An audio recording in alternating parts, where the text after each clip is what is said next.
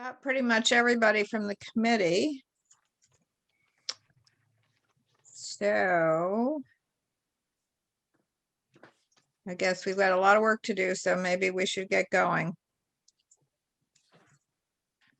Last time we left off, still discussing a number of projects. And we still had a lot of work to do. So we had, hey, Tom. Hey, everybody. I think everybody's here.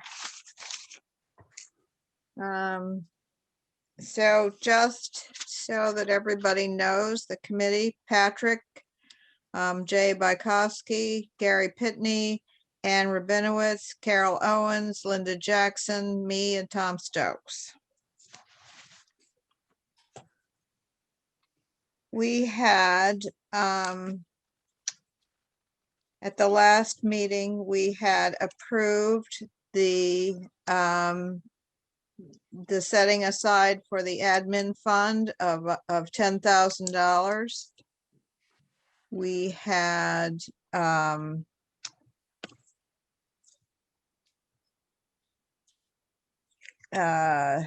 set aside money, the $25,000 for the cat and dog fountain. We had set aside $100,000 for the housing trust. And I think that's as far as we got. Unless I'm not remembering something. The Civil War Monument. Civil War Monument, thank you. Yes. Soldiers Monument. Oh, Yes, sorry. Soldiers Monument. Linda will kill us if, yes, we did $30,000 from one pot and $30,000 from another. So we still have a fair amount of work to do to decide where we're going to go next.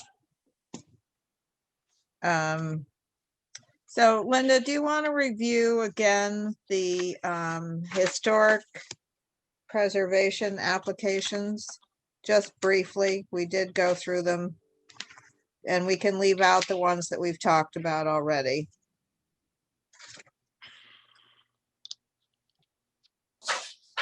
Okay, oops.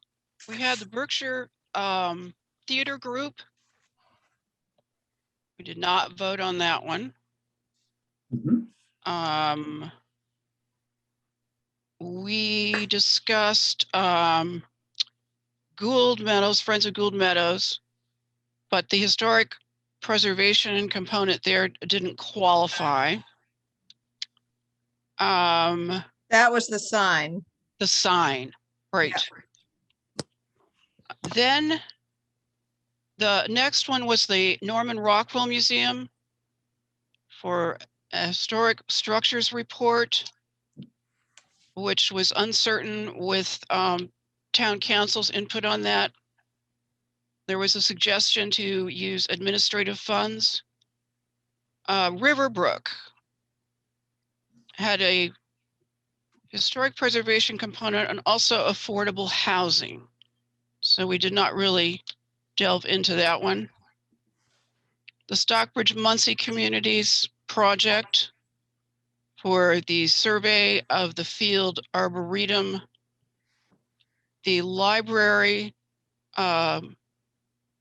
request for an HVA system for the museum and archives part of the museum or the library. Okay, so we did the monument, fountain.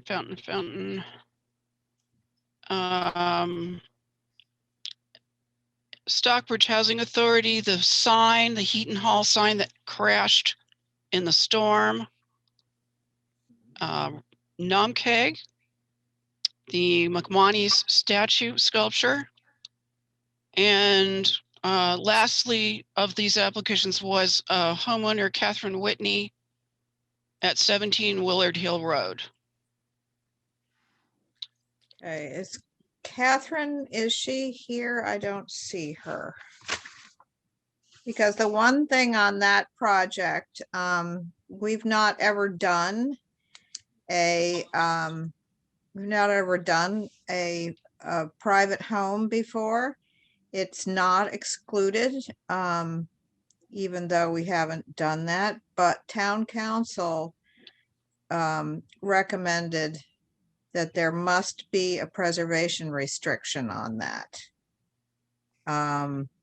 We did Yeah. have an earlier, homeowner application, but it did not, Didn't end up- qualify. yeah.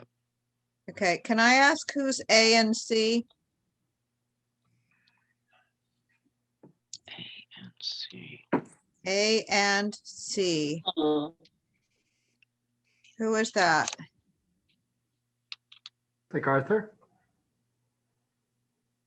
This is Arthur here. Do you hear me? Okay, thank you, Arthur.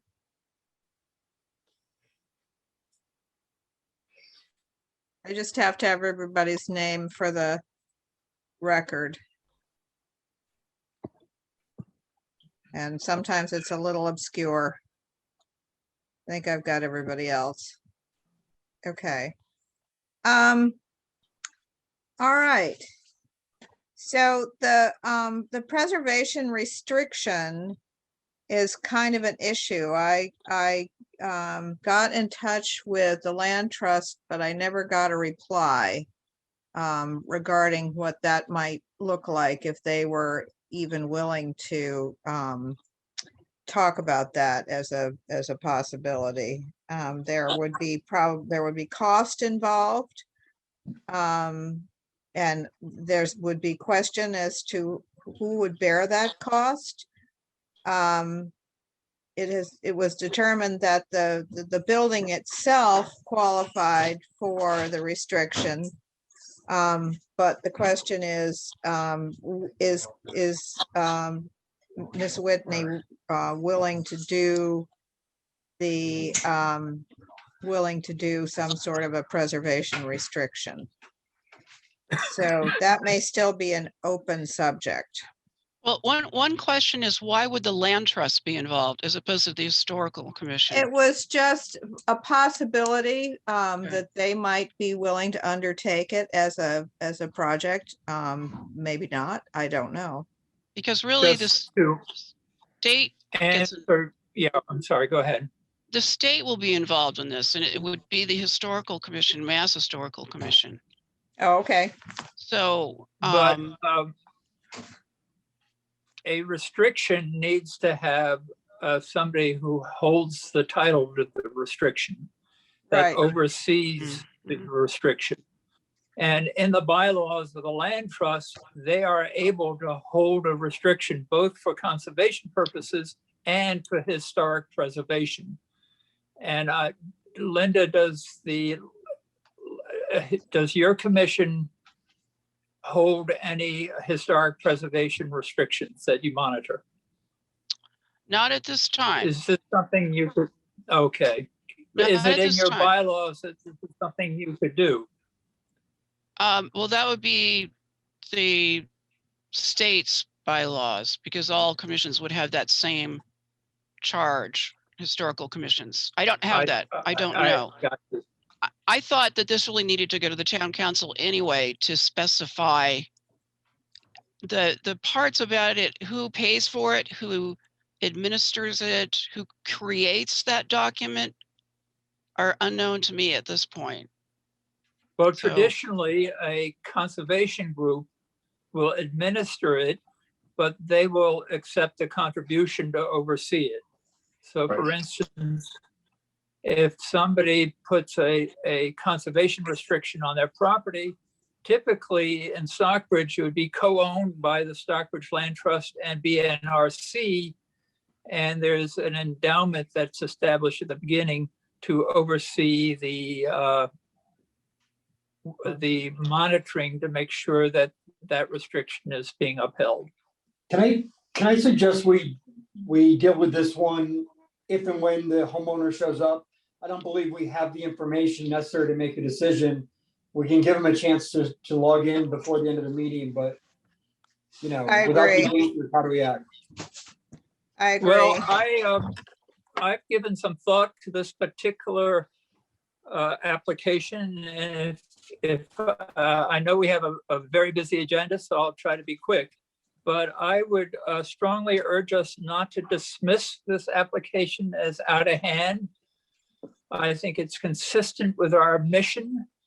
And I think, in my opinion, projects where our group is really going to make the difference deserve particular attention. And to me, this application has made a strong case that they cannot afford a shingle roof that is historically correct. They could afford an asphalt roof. And we have some precedent in this, in that when the town of Stockbridge made a similar application to us for the job on the current town offices, the land trust covered the difference between replacing the original roofing and a cheaper asphalt roofing. And I it thought- seems to me that in reading this application, Catherine Wilson Whitman Whitney has been very scrupulous about trying to preserve the historic character of the building. I think it's a prominent land site in Stockbridge. And I think we would be setting a precedent that is not a bad precedent, but a good precedent to encourage private homeowners to preserve the historic character of their building. So I strongly urge us not to dismiss this entirely. No, I wasn't suggesting that think we dismiss it. I was just suggesting that we don't have enough information at this time to really make a decision. What would Ms. Whitney's recourse be in terms of getting the preservation restriction? Is she willing to do that? I suspect that she would be, but because my conversation with her indicated that she is very eager to maintain the integrity of the building, but we do need input from her. I in agree order with to you, go forward. Sally. And if I could just make one last suggestion on this, she's applied for 15,000. My suggestion would be to limit our donation to 10,000 for the actual project, and the other 5,000 to go to the land trust or whoever else would be overseeing the restriction. So I don't think we have to decide this. I think at your suggestion, Linda, we could table it, but that would be that's my thinking moving forward. Okay. All right, well, let's talk about the more known quantities then. Do we want to start with the historic preservation first? And talk about the various projects and what they're asking for. Mhm. Did we take those in order again? Yes, we can. That we did, okay. Yep. Is someone here from the Berkshire Theater Group? Yes, Lillian Lee is here. Okay. Lillian, do you have something to present? Hello.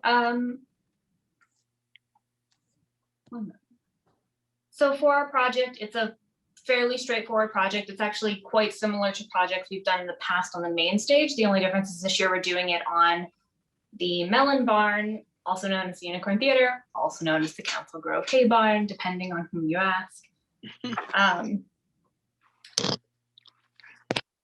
The biggest thing that's going to be fixed is the trim and the siding on the barn. Now, we initially in our project stated that it would be $77,000 for the total repairs. We have since gotten additional contractors in, and so the total repair cost is all the way up to $250,000 now, and potentially still climbing. So this would be a very small start to a very large project, and we're actually at the beginning of building a capital campaign around this project and hoping to leverage additional grants, including like the Amelia Peabody grant. We're looking at doing a CFF grant for next year. The only reason we didn't apply for a CFF grant this year is because we are wrapped up in another project that had been delayed due to COVID-19. So our original timeline of CFF applications was pushed back a year. So we're hoping that if we get this grant, it will leverage us into future capital grants, as well as help with the capital campaign that we're looking to do around the Melon Barn and the overall preservation, really rehabilitation, once we start talking about some of the structural issues that are down the road that needs to happen. So we are planning to follow all of the Secretary of the Interior guidelines as outlined in our application. We're just reaching a point where maintenance is no longer an option on the barn. We are at a state of capital repairs and rehabilitation, which is what we're asking for funding for in this application. And how critical do you feel that the town's input on this would be? I mean, I know you've spoken about leveraging, but that's something that we look at a lot as to what it means to your project to have the support of the town in the guise of the CPA. I think it would be massively important in the overall picture and the narrative of, you know, this is an iconic Stockbridge element. It's been here for over a century now at this point. And if we didn't have the support or buy-in of the town of Stockbridge, what does that say to our other donors? And I think it's massively important moving forward to garner the support we truly need to fully fix and rehabilitate this structure. Okay. Just as a little sideline, that's where I met my husband. Oh, there's a vote. So the barn has a special place in my heart. And I'm sure in many Very people's low hearts. down. My husband says it's very low down in my heart, but Oh.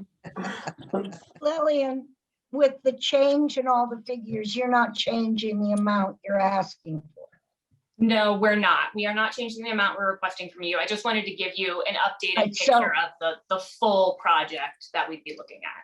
I appreciate that. So you're asking for how much? We are requesting 15,000. 15,000. Okay, Well, that seems to me to be a fairly modest sum, given the scope of the project. yeah. And the Sally, fact, and the fact that it really is a gateway building to the town. That's what I was gonna say. It's a good investment in a gateway building. Given the fact we have 12 applications and they almost reach the total amount we have for all 3 arms, should we run through all of these and then try to Yes. do the numbers? Because I think that might help. Yes. I think Um, that's a good idea. I should also say that I reached out to our applicants and I heard back from many of them.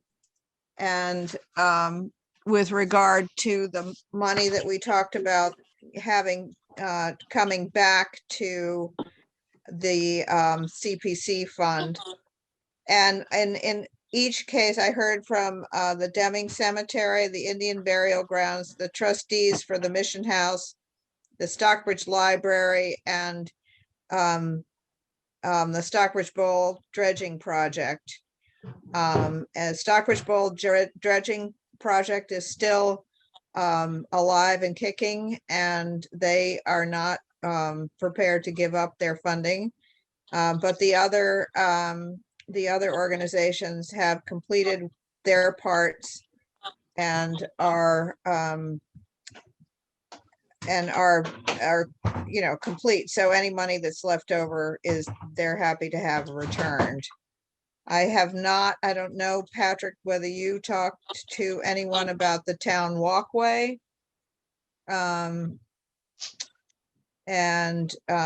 that's the largest, And and the bridge, which is still kind of a thing. What kind of thing is the bridge? Which bridge? The stone arch bridges. Okay, well, that's a lot of money there, 27,000. That's No, What's the- supposedly, 38, wait a minute. 38,000. So Okay, you're right. I'm sorry. I was mixing that up with one other here. Okay, I'm fine with Linda's suggestion that we go through each project quickly and then all the historic ones and then allocate what we want to. But as long as we're discussing the projects one by one, initially seems to me just a quick review of the pluses and minus of each application might be good as we move along. Tom, before we Yes. move to another conversation, can we finish this one? Sally, what is the 38,000 when you say that's still kind of going? What is the specific project? It predates 2017. The stone arch bridges, you know, we're still gonna redo them as far as I know, right? Which bridge is it? Sorry for my ignorance. Which bridge is it? Old Curtisville. The old Oh, I see. Curtisville Bridge. This is the yes. one, there was a $50,000 emergency grant through the Mass Historical Commission and Secretary Galvin's office to do an engineering study. So the studies return, they're in. So that's what I'm trying to understand what this 38,000 in addition is. What year? Yeah.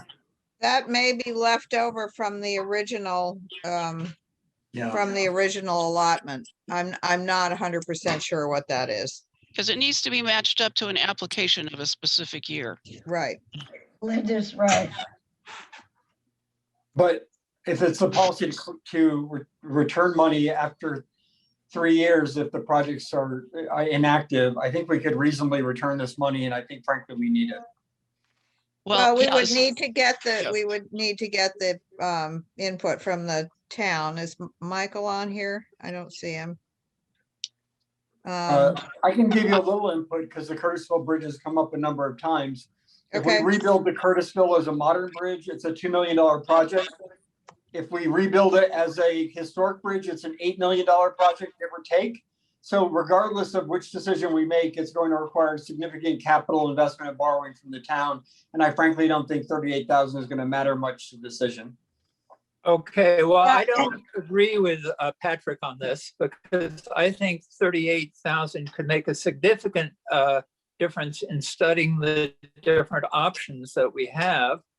And I do think that this kind of structure is a valuable historic piece of Stockbridge. So Not saying it's not I would valuable, be Tom. hesitant about returning that money at this point. Or regroup, Linda. asking. Linda, wasn't Yes. the money specifically for that study? And isn't that study complete? Yeah, but I'm talking about the Okay. emergency grant. So on top of what the town voted, see, I didn't back up and match these up to the grant applications from past years. And that's where I'm curious to know if we haven't had people reporting in, what's the story here? I don't know that 3 years in some cases is valid because some of these projects are quite extensive and their budgets were broken down in an up to 5-year period for some of them. So how can we say we'll take the money back right now? Thank you. Who This would know? project is 2016 or before because Ray's spreadsheet designates every project from 2017 on. Yeah, but some of those aren't CPA projects, I noticed. So I'm curious to know how we base that. We had a discussion about this a little bit in our last historical commission meeting, but there's clearly something here that needs to be looked at. So Okay. Linda, are you the person that can do that? well, I think we have to get the accountant on board with Michael. Yeah, Yes. And but the reports get turned into you, right? they go to Sally, and if it's historic preservation, we get a copy because we put it in our files. Right, So people know exactly what happened. right. Charged with the built history. If we don't get the reports, we kind of don't know what did happen. So Um, Well, so that's a town project, so we It is. can It's a get the town project. information on that. yeah, I think we can do Um, this, but Lillian is here. So the Berkshire Theater Group rehab of the entry facade, is that a completed project, Lillian? I'm sorry, could you define what you mean by a completed project? You have billed us for all the money that you No, needed for that project. Oh, for the main stage, yes, we did submit a final report for that as well. Yes, you did. Right. Okay, so that $1,700 is also can go back into the pot, assuming that you're willing to relinquish it, because it, you know, it must go back to the project for which it was specifically designated. Hey, Sally, did you add up the ones you know we can put back? I did not. It isn't a whole lot. It's probably about $10,000 at this point. well, We would need to hear about the walkway. We need to hear about the cemetery project. I'm not sure where that stands. They were going to do a whole mapping of the cemetery and the history and digitization. We've never Because- received a bill on that. Wow. And so you're feeling on the town walkway, which was basically to fund a study for putting a walkway behind Pine Woods to the Grange, which is a project which obviously is in the six figures. That was something that no one is championing. That was from 4 or 5 years ago. And I'm only bringing these up because, you know, we're either gonna return some of this money or we're gonna make much tougher decisions for the folks on the call. So it's up to the committee, but, you know. We did ask them a couple of years ago whether this project was still viable, and they told us that it was. Now, that may have changed, but they felt as though it was still possible for it to go forward. I think it was a whole lot more expensive and a whole lot more complicated than they originally thought it was going to be. There were wetland crossings. They came before did they come before conservation? I don't know. Anyway, there were all kinds of wetland crossings and figuring out how to work that out. And they were talking about a floating bridge, and they, you know, it was a big deal. So I think that where it stood was that it was considerably more expensive than they originally thought it was going to be, and possibly undoable because of that. Sally, would it be useful if we finish just the historic preservation ones and the possible returns that Patrick has starred? That's a big Yes. amount of money, and this is a big selection of asks. If we finish this group before we went on to the open Right. space. Right, I agree. My Okay. only point of bringing that up was that I did reach out to people, Okay. you know, to see where we were at. You know, we've got some blanks here. Okay. Should we go to the next one? Yes. Okay. We're going to pass by the one for Gould Meadows. Norman Rockwell. Okay, this is in regard to the historic structures report. Is Lori or Ellen present? Ellen's here. Oh, hi, Yeah. Ellen. Hi. How are you? Good. Hi. We discussed this under the statute. These are not specifically permitted. And so the attorney for the town suggested using administrative funds for that, which would be in the vicinity of 5,000, I think, if we do this the way we did before. Am I right, Sally? Yes. And then you can use this to match. And actually that would be available to you in June. It wouldn't have to be voted in the town meeting. Right. Also, we also have administrative funds available from this year, Yes. as well as potentially next year. So we possibly could do a little more over 2 years. Yes. I think what Linda was saying is that that's what we ordinarily do, is 5,000 from administrative. Well, we have a way we have to do that because this is to hire people as opposed to nuts and bolts. And so you'd have to go out to bid specifically for that person. they've already gotten a chosen contractor, so they need to fulfill their project. So that's, I think, the way the council is looking at it as well. Yes, but Carol is right. We, or whoever said we could do, or Patrick, I guess it was, said we could do, I checked with Ray, we have not spent any of our administrative fund for this year. So we could, we could do the 4,999 from this year's budget and do it again from next year's budget, which would be half of what they're asking for. We appreciate your consideration for this because, as you know, it's a $98,000 project. And the endorsement of the CPC is as important as the fund. So we appreciate your thinking about it in this way. Yeah, I think the idea we could do 2 whacks at it with those funds might be very helpful. I have a couple thoughts on this that I'd like to share. First of all, I think that we need to be very judicious with our giving of the administrative funds.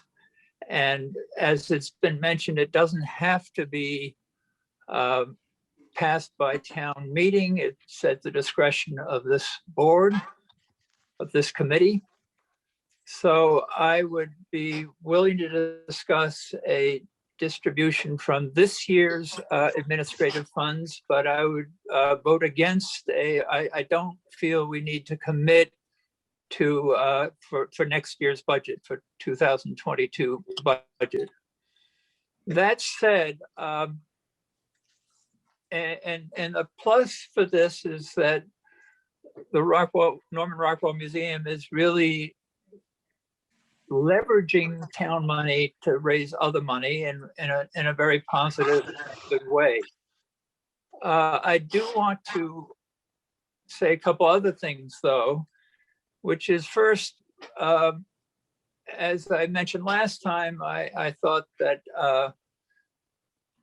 not-for-profit organizations that we have given to before, in my mind, should be lower on the priority list than new applications from not-for-profits as a general rule. And the other thing that really stands out to me about the Norman Rockwell request is the fact that coming up soon, many of us hope, will be the acquisition of the old town hall, which in my mind would probably involve a more major commitment from this committee to help that building be restored in a historic, correct way. And rather than sort of spending our capital on a project worthy as it is, but is likely not going to be a game changer for the Norman Rockwell Museum, I would really urge us to be thinking in terms of the applications that are likely to be coming in terms of restoring the old town hall and to save our capital, so to speak, for a project like that. And it's another reason for not spending all of our money this year if we don't have to, in my opinion. So that's what those are my thoughts. We still have $93,000 in the Proctor Hall Fund. My understanding was that was supposed to go toward re-roofing Proctor Hall. It did. But it has not been spent, so I'm a little confused about what that is. It's been spent recently. We just redid the roof. He just finished it. That's correct. They did the re-roofing on that building. And do you know what the cost was? About 90 grand, I think. Okay, so that money's gone. You got it. Okay. So thank you for that clarification, both from you, Sally, and from you. But I really do feel that this project is going to be extremely important for preserving the historic character of Stockbridge. Tom, Well, Okay, I just wanted to say that administrative funds, this is not depriving any future project or any project on the table tonight, because this is probably the only one of these that can use these administrative funds. Well, as I said, Linda, I would not object to using this year's funds, but next year we have a whole year ahead of us. We don't know what urgent things might come before us. So I lose would the money. oppose committing funds from next year's budget. But through But if we don't July 1 spend, of this year, I would not object. if we don't spend or allocate the money from the administrative fund, it goes back into the undesignated and we no longer have control over it. Can I just add that I don't believe it is Nonetheless, our job. it's there in the bank for us to use in the All right. future, which to me is the most important thing. I don't think it's our Why? job to try to micromanage what the applicants decide to apply for. It's our job to review the applications we get and to make our best judgment on how to distribute our funds. If they want to come to us with more work on Proctor Hall or whatever in the future, great.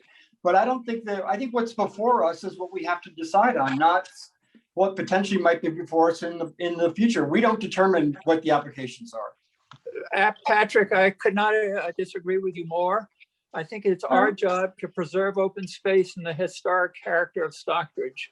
And the same rationale that goes towards keeping money in the bank for acquisition of open space, recreation land, holds true for historic preservation. So I think that I stand by my arguments 100%.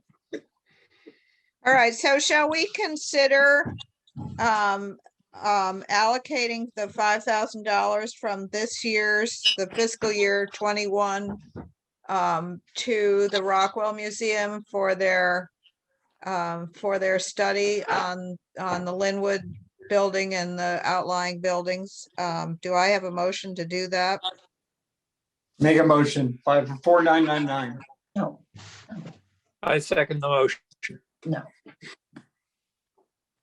Okay, and I'm gonna do a roll call, Excuse me, I'd like to amend the motion. okay? I'd like to amend the motion to add the second 4,999. Carol, can we table that and let's just deal with this for now and then Are go you gonna back? do? Can we go back to it? Yeah, if you want to, Sally, but this committee is not a debating society. We've got Okay. to get to do the work that's in front of us. Right, I agree, but I would like to get this out of the way first, if that's all right with you. All right, are you going to vote on the two allocations separately? Yes, Thank you. okay.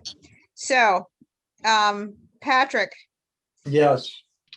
Jay, Yes, Gary, Yes. Anne, Yes. Carol, Yes, Linda, Yes. me, yes. Tom, Yes. okay, so fiscal year 21, 499.99 or whatever it is, from the admin fund. Okay, now, let's consider the admin fund for fiscal year 22. Do I hear a motion for that? so moved. Second?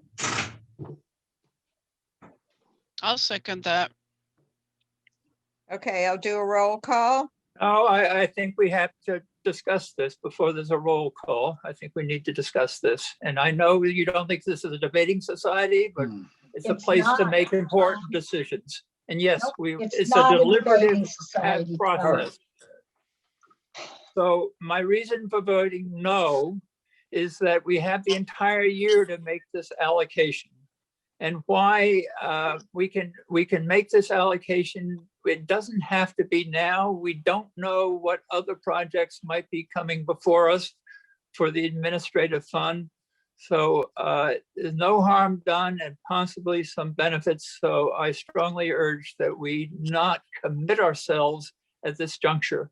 when we can equally well do it anytime over the next 12 months. Now, Lori had raised her hand. could you clarify for me, Sally? We've never done it that way. We've dealt with the proposals in front of us at one time, ruled on those, and not done it again until next year. So this business of other things coming before us or deciding over 12 months, I'm not understanding that. Well, I think Tom is looking to the future, but I think the ultimate is going to be the vote.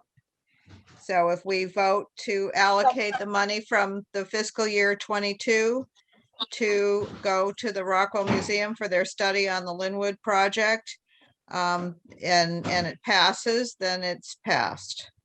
And if it doesn't To pass, answer, then it doesn't. to answer Carol's question, we have indeed allocated money from the administrative, not at the annual meeting, but during the year. And I've been both the applicant for those funds, received them. There was an architectural study done on the old town hall that was granted midway through the year. And so there is a precedent, Carol. Sally, would you recognize Lori if she wants to speak? She had her hand up. Yes. Go ahead, Lori. Thank you, Sally and committee. I just was going to respond to earlier questions, but I appreciate the thoughtfulness of the conversation. Wanted to reflect on that as the museum continues to consider the town hall project, we have to also understand how we will use and maintain the existing buildings on the Linwood site, which are part of the historic preservation of the town. So these funds to help us hire the expert that allows us to then raise funds for these projects in the future are very important. And whether it's over 1 year or 2 year, I appreciate the deliberation of the process, but it is part of preserving the overall heritage and history of our town.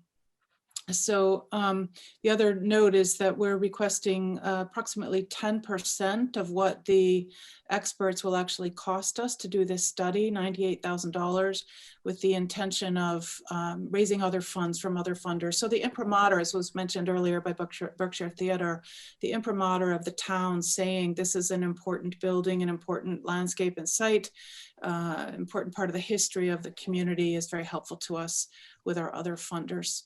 So thank you for the moment within your deliberations. Okay, thanks, Lori.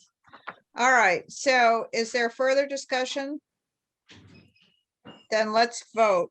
This is a vote on, we've had a first and a second.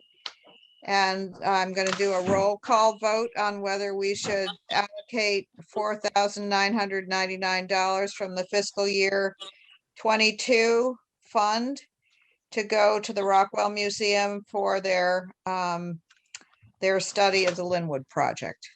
So Patrick, Yes. Jay, I would vote yes. Gary, Yes. Anne, Yes. Carol, Yes. Linda, Yes. I vote yes. Tom? No. Okay. The motion passed. Thank you. We appreciate your Thank you. support. We're very appreciative. Thank you. Okay. Riverbrook. Is anyone present from Riverbrook? Yes. I'm not sure. Is there, we have two people from Riverbrook. We have Sarah, and I'm not sure who Riverbrook Residence is. Who is Riverbrook Residence? You're muted. There may be. Is it Sarah, Joyce? you're muted, Sarah. No, Sarah's there, but whoever the other person is from Riverbrook Residence is that you, Joyce? It's Becky. I'm on the Zoom with Rick, but Becky is really the spokesperson. Okay. I unmuted. All right, so Riverbrook Residence. They are requesting money to put in an elevator and to make their building handicap accessible. So it's in it, which is permissible according to town council. And does anyone wish to discuss this? Riverbrook? So, can everybody hear me? Yeah. Yep. Hi, Rebecca Musa Wendell. I'm the executive director at Riverbrook Residence. So Riverbrook is applying under historic preservation and affordable housing. And the project that we're undertaking has 3 elements, which is the installation of a sprinkler system, an elevator, and a handicap accessible bathroom for our residents. We have raised $190,000 towards these projects to date. The total cost is $340,000, and we are requesting $50,000 in CPA funds.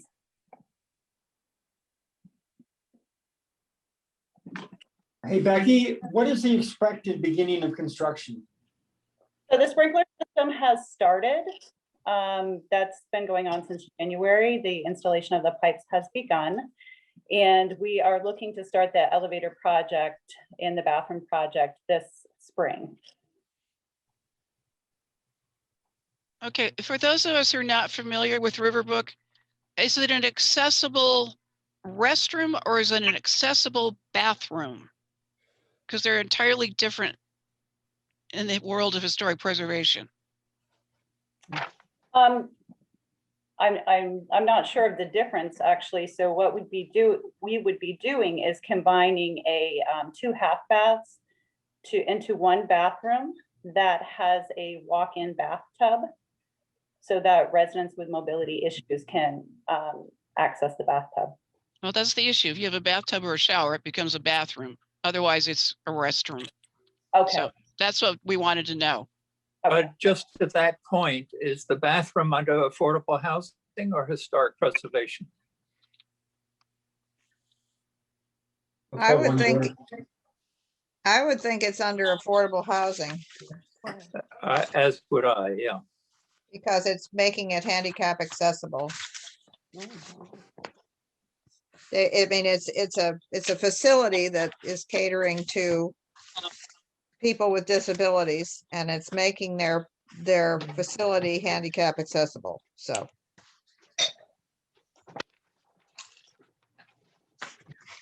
However, this portion of the project could be under historic preservation. Could you explain that for us though? We were trying to deal with the 2 different Right. pieces here. So can you explain to us what you feel is the historic preservation part of it? Well, the sprinkler system would allow us to evacuate residents with more time, so it's a safety concern, but it also would help to preserve the building if they're in the event of a fire. which I would think the sprinkler system would fall under historic preservation because it would preserve the building if there was a fire, as well as the residents, but I think, Go ahead. sorry, I think the bathroom would be more likely under affordable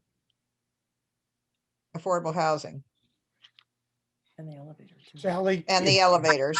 It's Jay. Can I ask a Hi, Jay. question, please? Absolutely. Is this project, is it a rehabilitation or is it a brand new project, i.e. the bathrooms? I believe the sprinklers would be a brand new project. Right. What are we talking about here?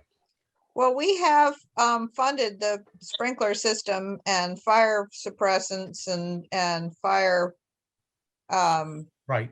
the fire board and that kind of thing at Heaton Court. So this is not a new thing for us.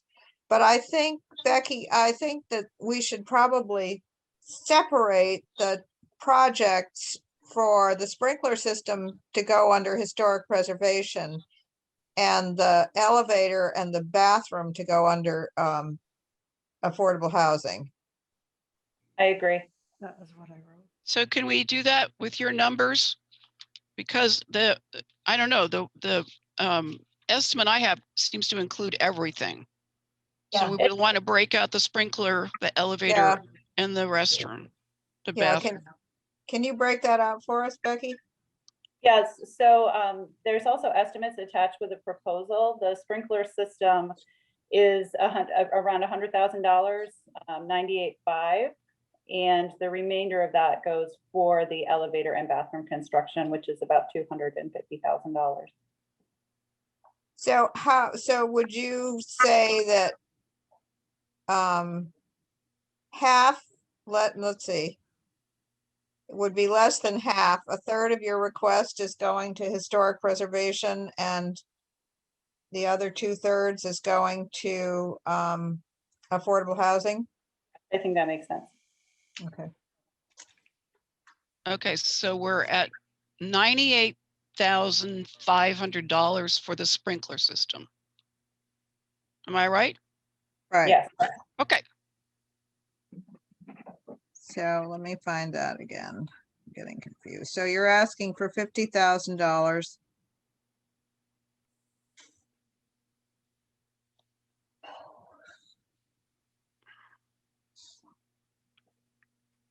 Patrick, what's a third of 50,000? Yes, thank you, we're Carol. running that.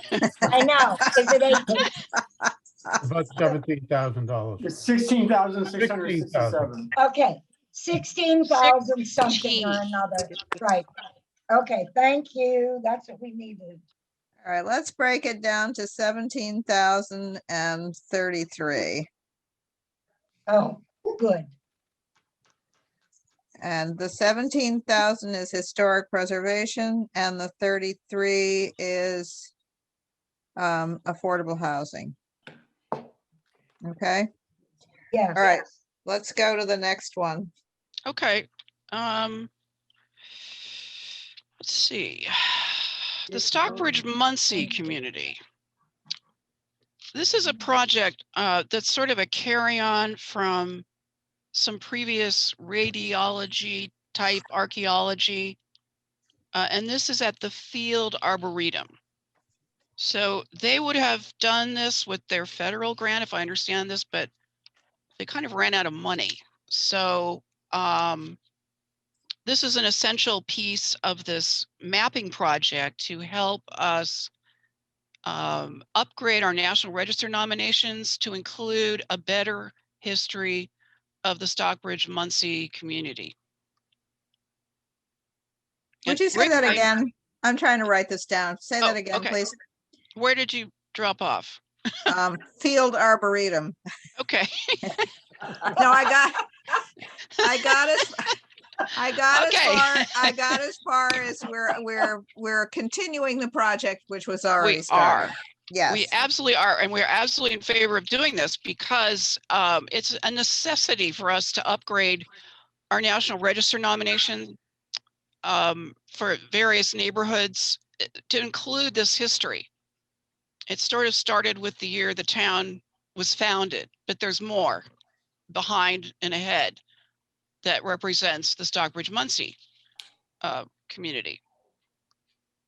So Rick, you can elaborate on that. I know Rick's there. I don't know if anyone else, is Bonnie there? I'm Bonnie's here, here. Linda. Yes. Hi, Bonnie. Hi. Sorry, I didn't push the arrow. So is there anything more we can say to help people understand? I guess, yeah, to clarify with the National Register part, yeah, we currently have a grant for working on National Register updates, but it's for within the Main Street Historic District. Okay, So that's what I was thinking. Yeah, Okay, this is outside of it. okay, so new part. It's in the, Larry Wog district, or there's a Larry Wog crossroad area, so that it's within a separate area, and it's currently not, it'd be a revision to that existing listing. Okay, It's just, there's no Mohican history described in that. true. Well, there is no district. I mean, there's no area form for that area. So yeah, and there would it be is. expanding on the past work that had been received from the CPC for the ground penetrating radar, which is so that survey has already taken place over the landscape there. But with this, we'd be able to plot that onto a GIS map and, better be able to then preserve it into the future for future reburials, and work with Laurel Hill Association on the deed restriction and protocols for when reburials take place. So I think that, ties in kind of like you're saying to the, long ago history of the site, Mohican history, but continuing now as we continue to have the opportunity to rebury ancestors there. So I think it kind of is fundamental to the, origin of the town. Bonnie, I just want to confirm by you and Rick, if we fund the GIS map, it does not become public information, does it? Correct. Okay, good. Yeah, it wouldn't be shared. We could probably do like a top level map, for the Mass Historical Commission that would just have the outline of the parcel to be listed, but not any particular coordinates plotted on it. I want to mention that we didn't have a chance to bring this up last time, but when we had our administrative funds used for our outside consultant last week, they finished Michael Blay and Greg Farmer, the overlay for the GIS using all the historic resources. So what you're talking about, this top level, would go into the next part of this. We have a link and everything set up now, and I haven't tried it myself, but that was as of last week. So Okay. we're making some progress here.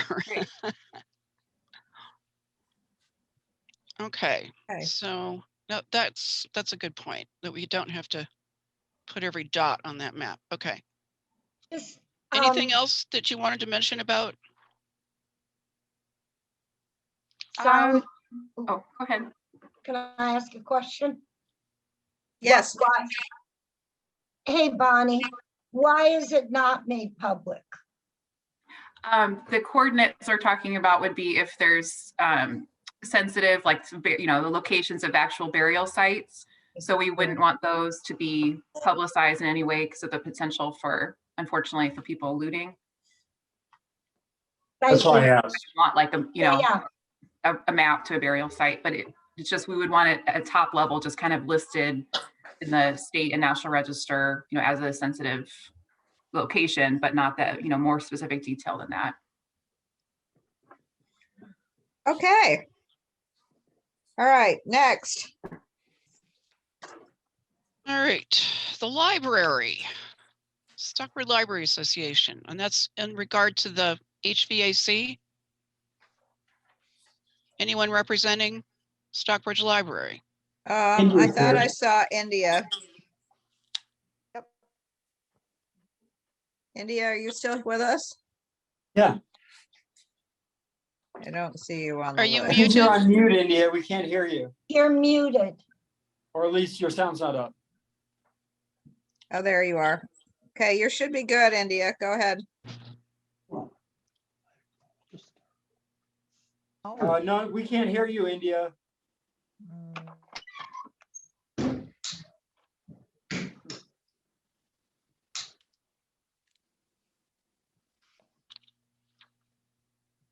I'm not able to. No, right now. We can hear you. Okay, it's probably my headphones. Yes, this proposal is to request a match for a grant that we've applied to from the Massachusetts Cultural Council Facilities Fund to help us pay for a new HVAC system for the museum and archives. So this is something that we've been actively working on, and I think that's as much as I can say. If anybody has questions. I just have one question. Did you put this in, just want to, the select board funded $100,000 towards this project recently. And is this project much more than 100,000? I mean, I'm just wondering about the fact that we're doing two now. Well, that money was CARES money, and it was put toward the project. If you'll see on the application, the project estimate that we got from a mechanical engineer is about 300 and change. It could be a little bit less. That was based on a feasibility study for submitting the grant to the Mass Cultural Facilities Fund. So we're grateful What do you for the. expect? What do you expect from them? We would get a 1-to-1 match. It would be half. Okay. So in other words, if we ask for 300, they will fund 150, but we have to raise the other half. Okay. Hey, India, I have a question which has been brought up by our committee members before, which is that the town contributes a fair amount of money to the library every year. And a couple of our members have mentioned in the past that it's sort of taxation without representation, because there isn't a member from the town on the museum or library board. Can you explain why that's the case? You know, I don't have an answer to that, Sally. That would be probably something that would need to be brought up with our library director. I unfortunately don't report to the board. So I can't answer that directly to you, why there is no member from the town on the library board. I think if there's concerns, I would offer that you bring that up with the library director and find out if that's a possibility. Unfortunately, it's above my pay grade. No, that's okay. It's just, I just wanted it, because it's been mentioned a few times, and I know that there were concerns, especially when you were going through your big fundraiser and the renovation of the building, that there were some people who were kind of cranky on that subject, and I just thought it should be. I apologize. I've only. That's okay. Position I don't November, so I don't know the background. Sally, necessarily. Sally, think it's you Jay, need- just yes, for yes. everybody's information, fiscal year 21, the town supported the library to the extent of $190,857, and the same amount is proposed for fiscal year 22, FYI. And then Patrick, the 100,000 that they recently got from the CARES money from the town, that's in addition to that 190. Yeah, so that was from the federal government. Right. And, and it's not to say there weren't other projects we could have potentially done, but we did feel that was a priority. And we gave them, there was $119,000 balance, and we gave them 100,000 of it. We voted, we didn't give it to them. I mean, it's federal taxpayer money, not the town's. So then, Jay, that's 290. Yeah, that's what. That is correct, Carol. Thank you. So I'm not trying to, because I think the library is an integral part of our town, and it's a fabulous thing, and I'm not in any way trying to diminish it, but I do think that the board should consider a representative from the town to have input with, if you're going to be getting $300,000 a year. Just saying.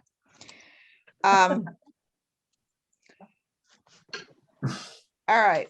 So, and the HVAC did not go into to that rather large renovation because it was considered that it was the one that was there was working okay. Correct. At the time, it was functioning fine, and the decision was to not change it. Okay. And obviously that's an important thing. Or replace. To have that functioning. Yes, it's very important. Yeah, very important for preserving our collections and maintaining the best practices that go along with a museum in any case. In fact, it could influence us in terms of future funding, because that's one of the things I'm trying to go after grants, and it is something that does come up, is what are your current conditions? So. Yeah, and that's really important. I mean, that's why the Rockwell Museum moved, because they were, at least one of the reasons was in order to have climate control and all that stuff. Okay, next. Okay, I think we've covered all 4 of the town's applications already. Yes. All Yeah. right, so I'm going to jump to and the Heaton Hall sign. Did we actually vote on that? I'm sorry, I don't have those I minutes right. think we did. Okay. I don't think we did, no. We didn't? No, Okay. don't think Sally, so. you're mixing it up with the Gould Meadows. Oh, sign, right, you're right. I which- did. I'm Right, which sorry. we said we can't act on. Okay, I Yeah. can't flip that fast here. So we're gonna go then to that sign. There are no estimates for this because they just don't have estimates. However, they would like to get it back up because it does make a nice gateway to that corner. And it's just a question of how you would secure it and keep it from ever having a calamity like that again. And I think, if I understand it, I think that the town council thought this was okay, and they didn't perceive it as maintenance. So Their request was for $5,000. 5,000, yeah. And do you know anything about this? I think that there was one bid for 15,000 to restore it, and Anthea was going to try and contact another company. 15,000? I think so. I'm not, that's what I remember. Okay. I am Sally. Oh, hi. Hi, I am here. So I did get somebody to give me an estimate for $20,000. He was out of New York. And then he said he wasn't going to be interested in doing the work. And I haven't been able to find anybody else. Nice. Guess we won't hire him again. Nope. Well, I might try to convince him though. I don't know. there are at least 2 local blacksmiths who deal with iron, so I think that might be a place to go.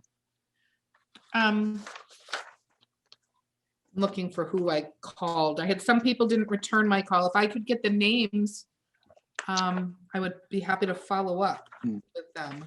Bob Bartle. Yeah, Bob Bartle.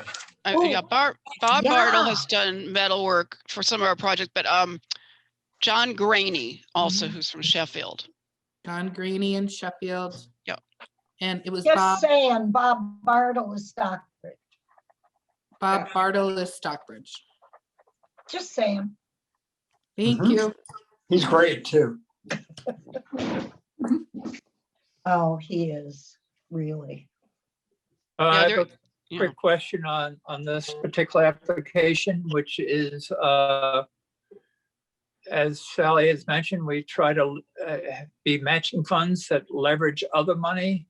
Have you sought other funding for this sign that we could be a match for?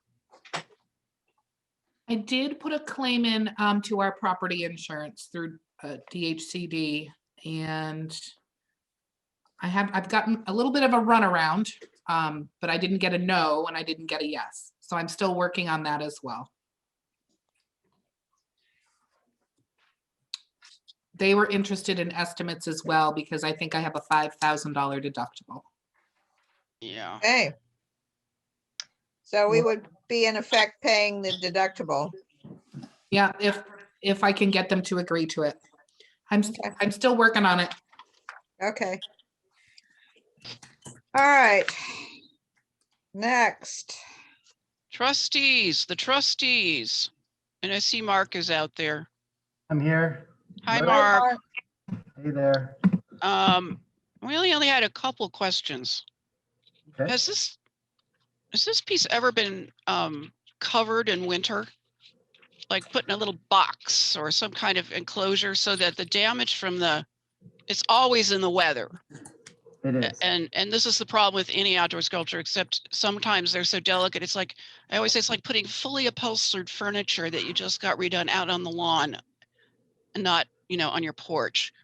And it's delicate. And so one would hope that in that treatment proposal that there's a possibility you could lacquer it before waxing it. And that way you'll get a little more life.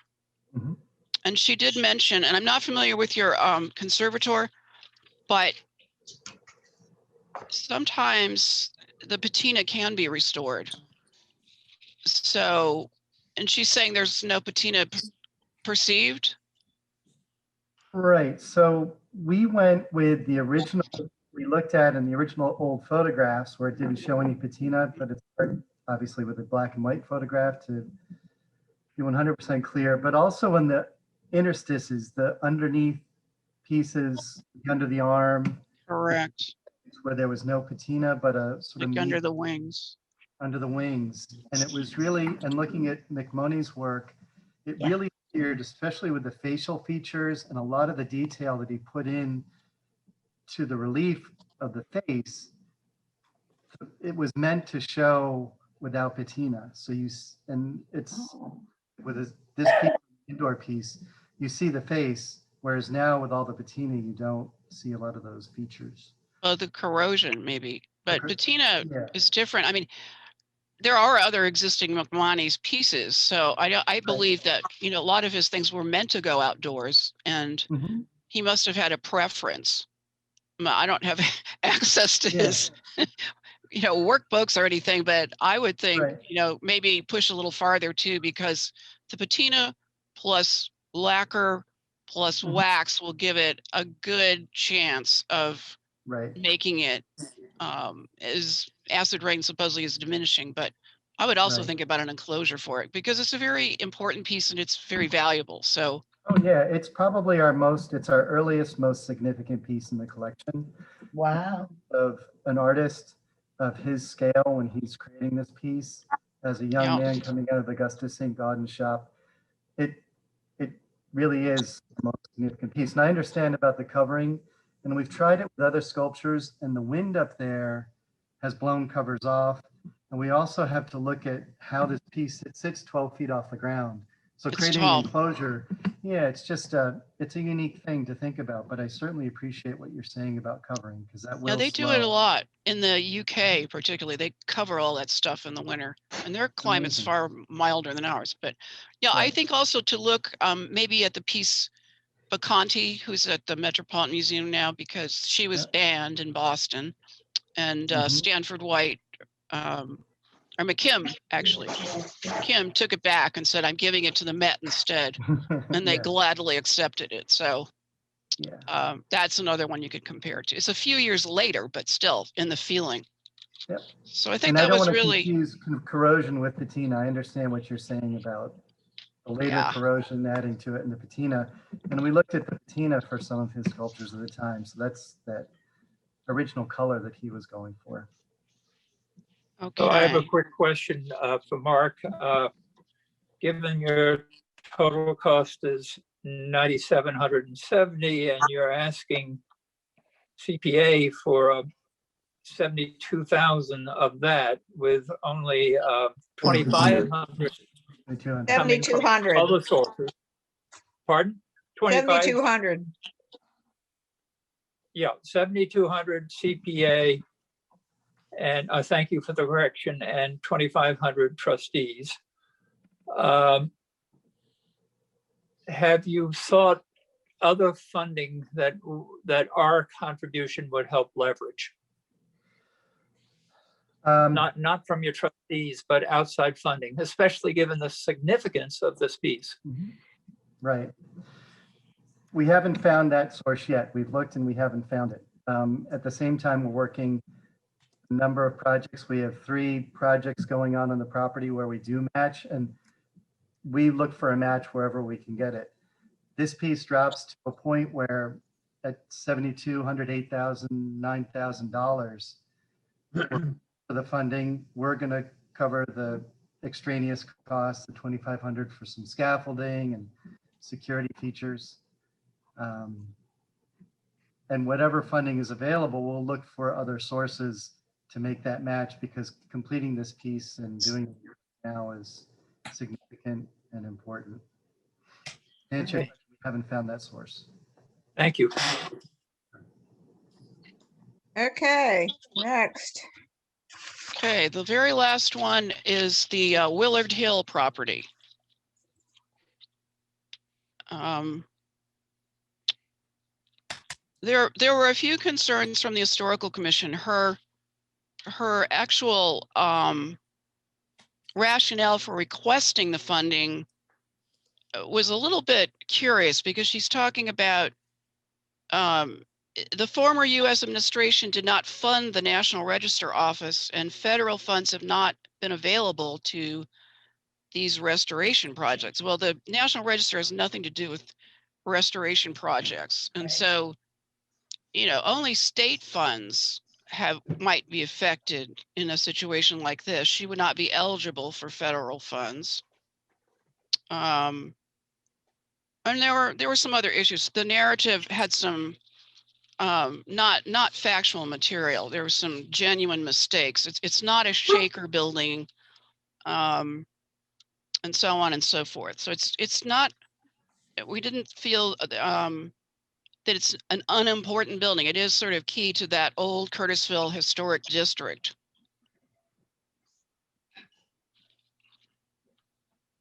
Sally or Linda, I don't know which one, but could I ask, it seemed to me, I remember that there was another requirement, not just the preservation restriction, which I could speak to in a second, because I have a lot of experience with that, but that there was also that somehow if they use CPA, CPC money, it be available to the public, open to the public.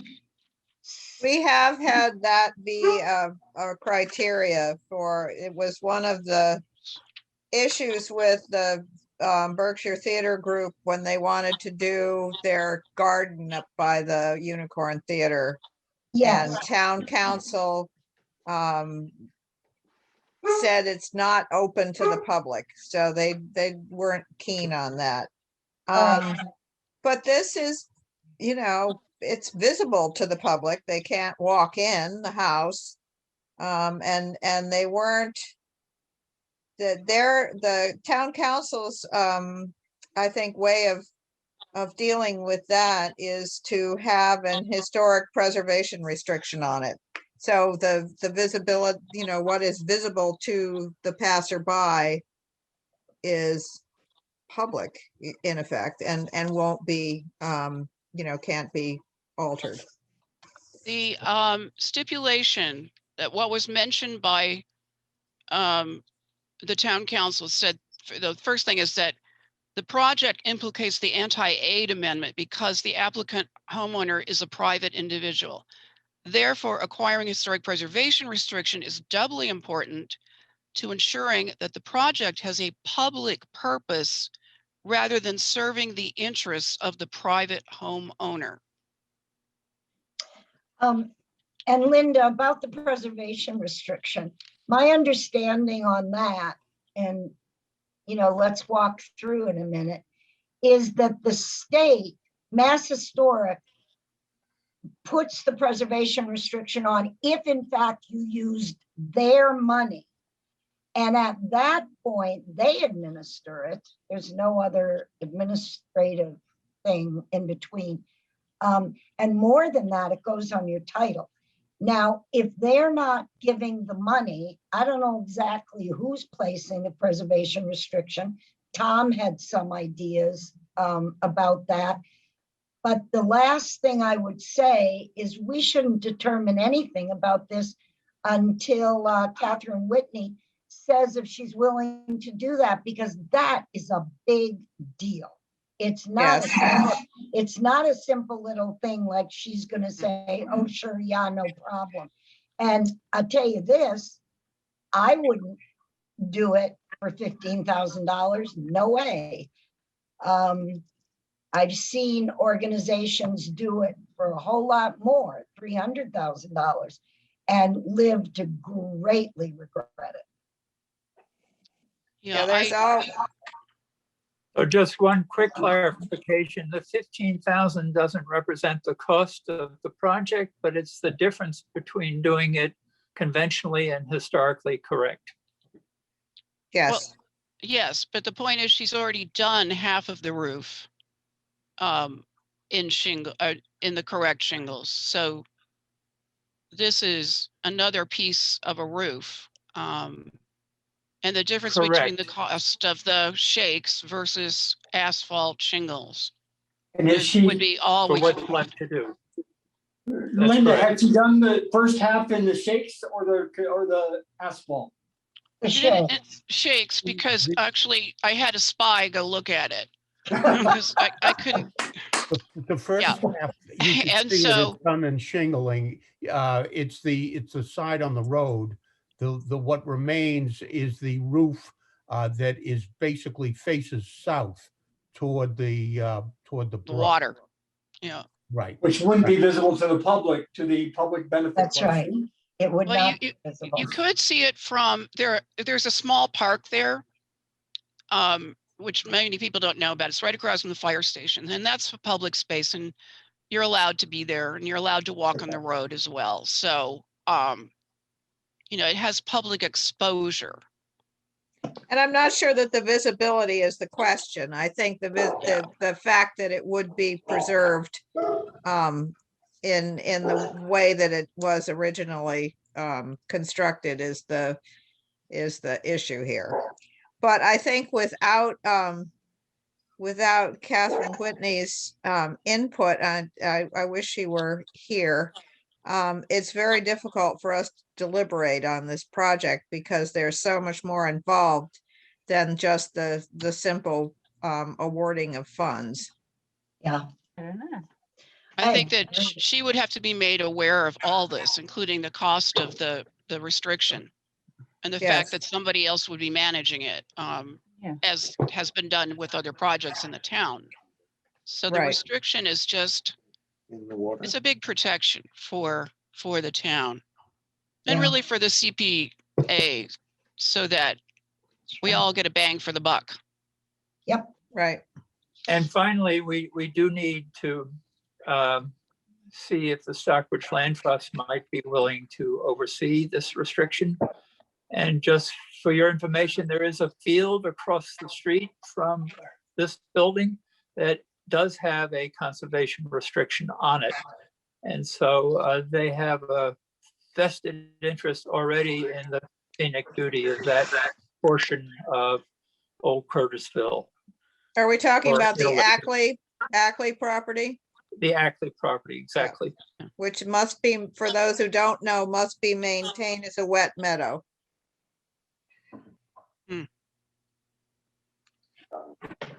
Is that opposite the art school? Oh, it's down.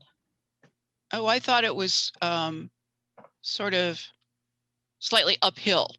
Yeah. It is Yeah, slightly uphill. But Tom, In is the it neighborhood. on the side by the dam or is it the side by the school? I'm not, The Ackley property is near where the old church used to be, just okay, so that's north of that. sort of- The Ackley property is between what used to be the Wales property and the church. Gotcha. It's the open meadow. Okay. And that's on the east side of Willard Hill. Well, I think Tom has made it clear that there are, options here for some kind of holding of the preservation restriction, but she's not present here tonight and we Yeah. can't present this information to her. And I feel like it has to be tabled until the Agreed. information is shared and that she Agreed. understands. So I don't know how we do that. I think Oh, How Make a about making a motion? I would Make a- second the motion of yours, Linda, that we table this. Okay, if you make, I'll second it if that is acceptable. Okay. All right, hang on. All right, so motion to table. Roll call. To go back to my first page. Motion to table, no, wrong year, sorry. I'll get there. All right, here we go. Patrick, Aye. Jay, Yes. Gary. Aye. Anne, Yes. Carol, Yes, me, yes. Okay, we're good. All right, Okay, so that leaves us with, let's see, 10 projects. Well, can we also talk about the other three? We already passed on those. No, I'm talking about the Gould Meadows, Housing 1, Housing 2, and Construct. Okay, but we were going to finish historic preservation and talk about the Right. dollars. Then I think can we go should to- talk about the dollars after we evaluate all three, personally. okay, Okay, we can do that. So the Housing Authority is asking for siding replacement. And I know that Andrea was here. Andrea, you're still here? I'm still here. Okay, Let me find my folder.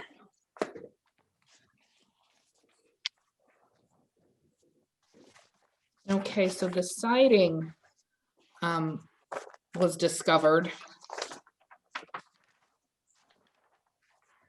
they found some underlying conditions in the buildings of Heaton Court. Water had begun to penetrate the siding and started to rot underneath there. This type of deterioration, I'm told, goes above and beyond routine maintenance. Changes in climate, in increased precipitation, varied temperatures, all are having a negative effect on the buildings. We have been doing work over the last 5 years to replace boards as they are found when they've been discovered to help maintain the property. The deterioration is increasing, and we did have Don Pulfer of Green River Architecture give us a price of doing all of the boards. So what we did was we split it up over 2 years in the hopes that we could get the funding to help us replace the boards over the next 2 years. And of course, we'll be doing the painting. We haven't included any painting in our estimate. That will be on DHCD.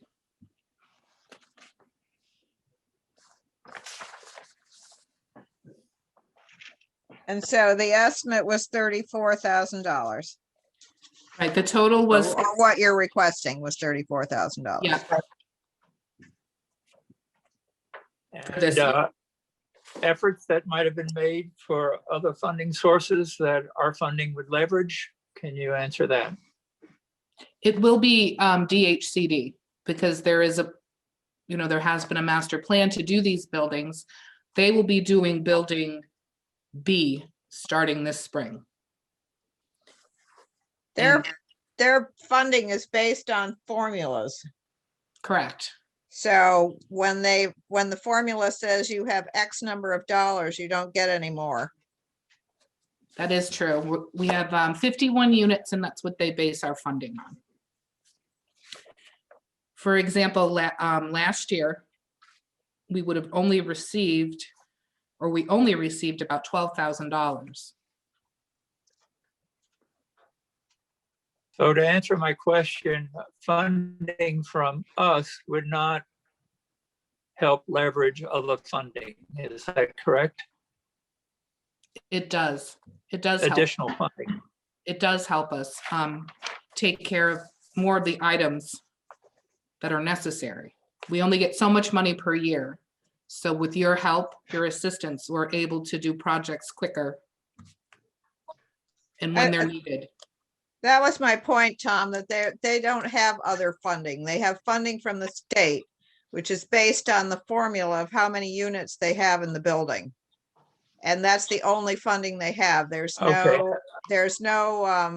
like bake sale or anything. Sorry, I'm not trying to. My question was simply, is there a possibility for other funding? But I guess the Yeah. answer is no. No, there You is guys not. are the other funding. Yeah. Yeah, we're the other funding, exactly. All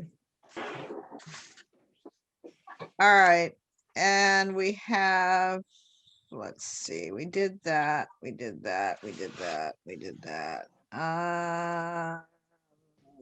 Construct. Jane. The driveway.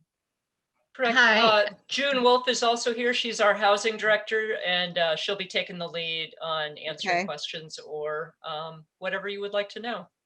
Okay, I would like to say that the benefit for us for this particular project, I mean, for the Pinewoods, is that Pinewoods was funded in part by the CPC.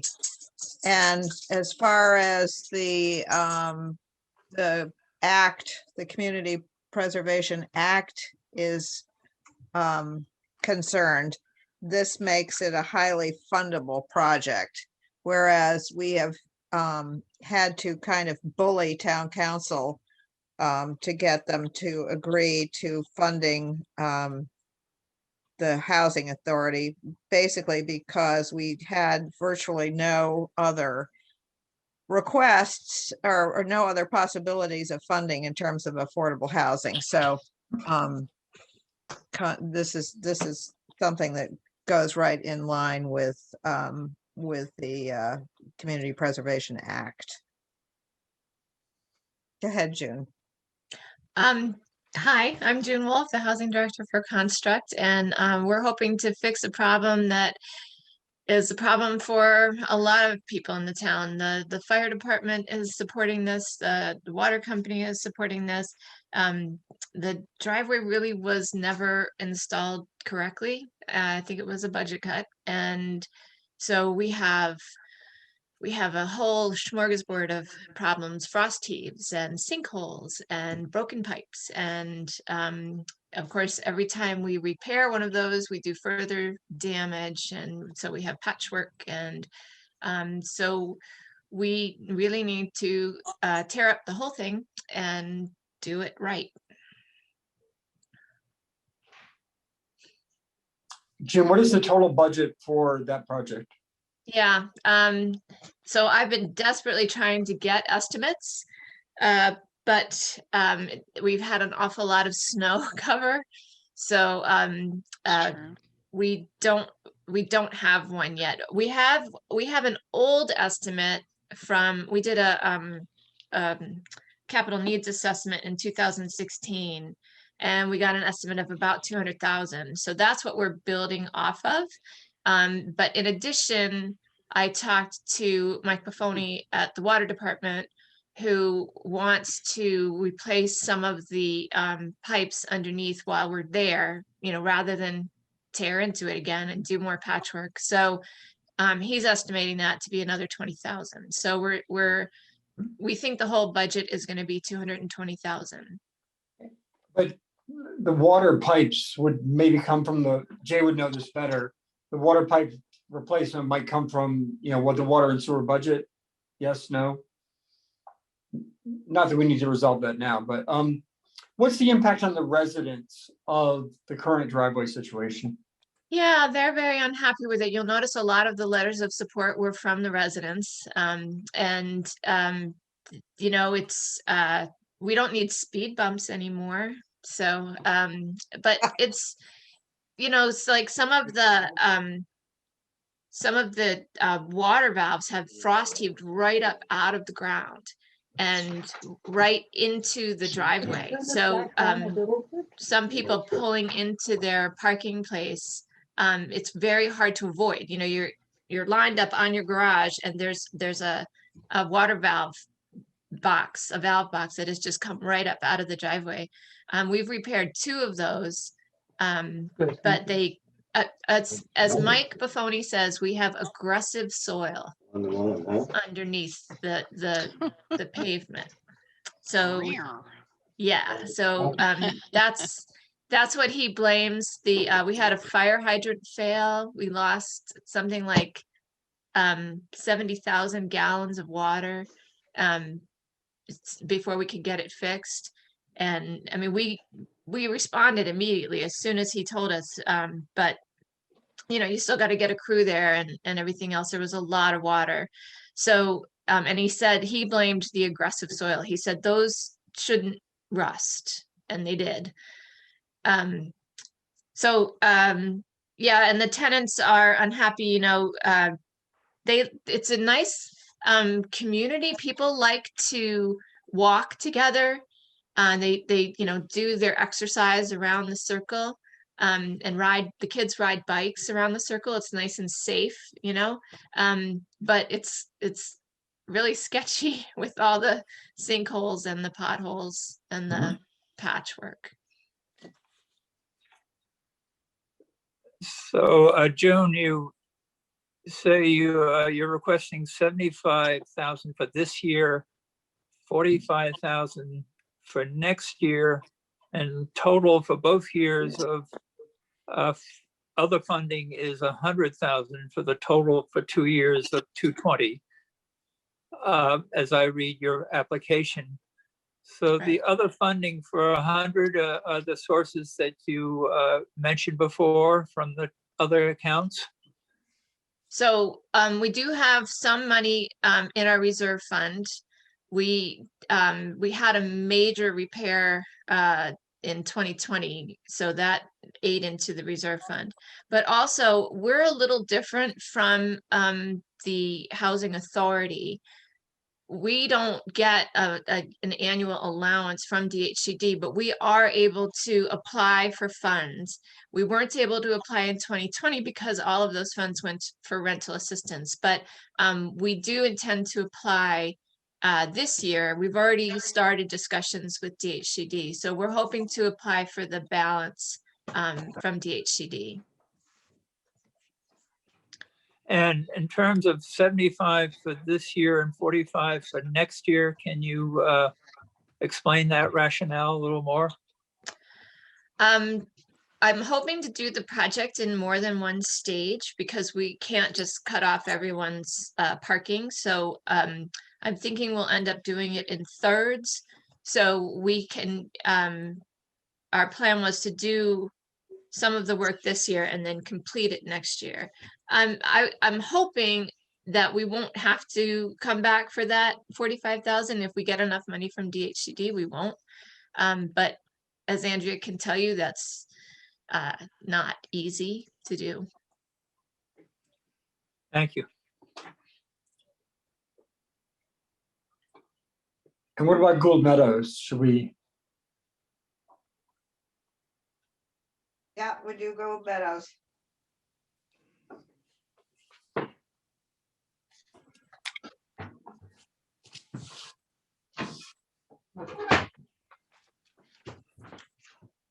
Let's move on to Gould Meadows.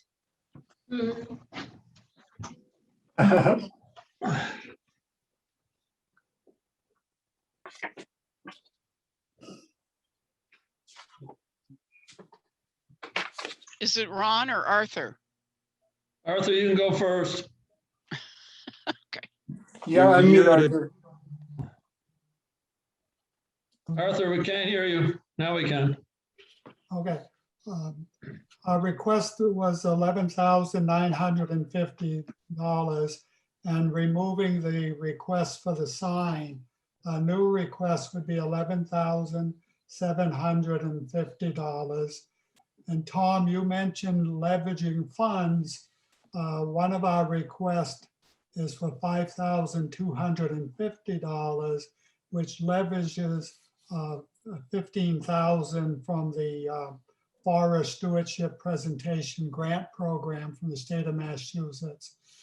The rest of it is continuing the environmental and invasives in the project. Any questions? Or Ron, anything to add? Forgive me, is this particular sign the Mary Flynn Stone you talked about, or replacing a different sign? replacing the sign that has been missing. However, the town legal says that we cannot ask for that request. This is the Mary Flynn sign. Yes. Right. And this is the stone that you would place by the Mary Flynn oak tree, is that correct? Yes. Yes, there was a wooden sign down there that has been missing, and we would like to replace it. With a stone. So And my a plaque? question is my question is rather than bringing in some marble sort of statuesque kind of thing, would it be possible to find a natural stone on which to embed a plaque? A natural stone, hopefully somewhere on the property. Let me speak to that. Our original plan was a painted sign, but the lifespan of that was probably not very long, and it didn't look all that great. So I went to a business in Pittsfield that does monuments, and I first spoke about the plaque, the brass plaque mounted on a rock, and he said there's a chance that those disappear.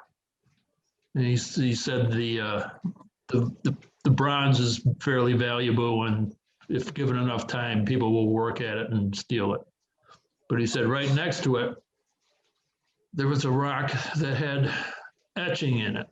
He said, all you need is a fairly flat piece of granite. He said, not limestone or marble, because they'll just get dirty over the years and you won't read it. And they could etch into the stone the exact same verbiage that we were going to put on the sign.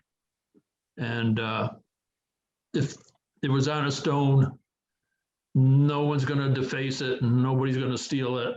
It's going to be there forever. And evidently there's a number of these already in the town cemetery that are similar to this. I can't exactly tell you where to go to look for them, but there's some in there. The gentleman I spoke to was actually a student of Mary Flynn's up in Dalton. And he said, I'll give you a real good deal because she liked me and I liked her. Oh. So that's where it stands. We were going to look for our own stone somewhere in town and then have it etched, or I don't know how they cut the letters into it, but that was the next plan. I never got a pricing from the gentleman on the cost of the etching, but if we can provide the stone, it won't be very expensive, though the stones are probably the cheapest part of the whole thing. It'll be the transportation and the etching, or however they do it. I'm not sure how they do it. But so Ron, I don't want to take up more time at this meeting, but I actually have experience with this particular kind of project, and I'd welcome the opportunity to meet with you. This has nothing to do with whether this is worthy or not, but I just would like to share some thoughts that I have. We can do that anytime. Because we hadn't decided quite on the proper place to put this if we can get it done. It was either going to be down by the tree or up by the bench up there. So where it stands right now, I'm not 100% sure. So it may be on the back burner, but it's still on our wish list. As for funding, we get up to this stone point because this kind of was a late addition to our thought process. We get prices on our projects, and then we ask for the monies to pay for these projects. So occasionally the projects fall to the wayside and we have to rebid them, like the windows on the barn. That didn't happen last year, but now it's in the process this year. But we got the same. We have the same amount of money budgeted for them that we needed. So that's how that's going to work. But if we ask for $2,000 to do a project, that's what the project will cost us. And we don't pay till we get it finished the way we want it. So just for general knowledge, they're starting to work on the invasives again down in Willard Woods. We've got 7 or 8 brush piles to burn, maybe not this weekend, the weekend after, if it doesn't snow hard. And then the barn floor and some other projects that relate to the barn. And that's what we're asking funding for. Any other questions? All right. Does anybody have a working calculator? Because mine doesn't seem to be working. Sally, I've created a spreadsheet with all of the current numbers. Do you want me to share it? Please. Okay.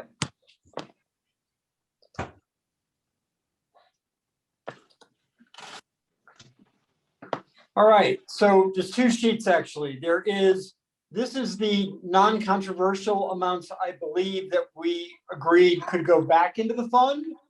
Right. The only one I wasn't sure on was what we decided with the Indian burial grounds. They said they were done. Okay, good.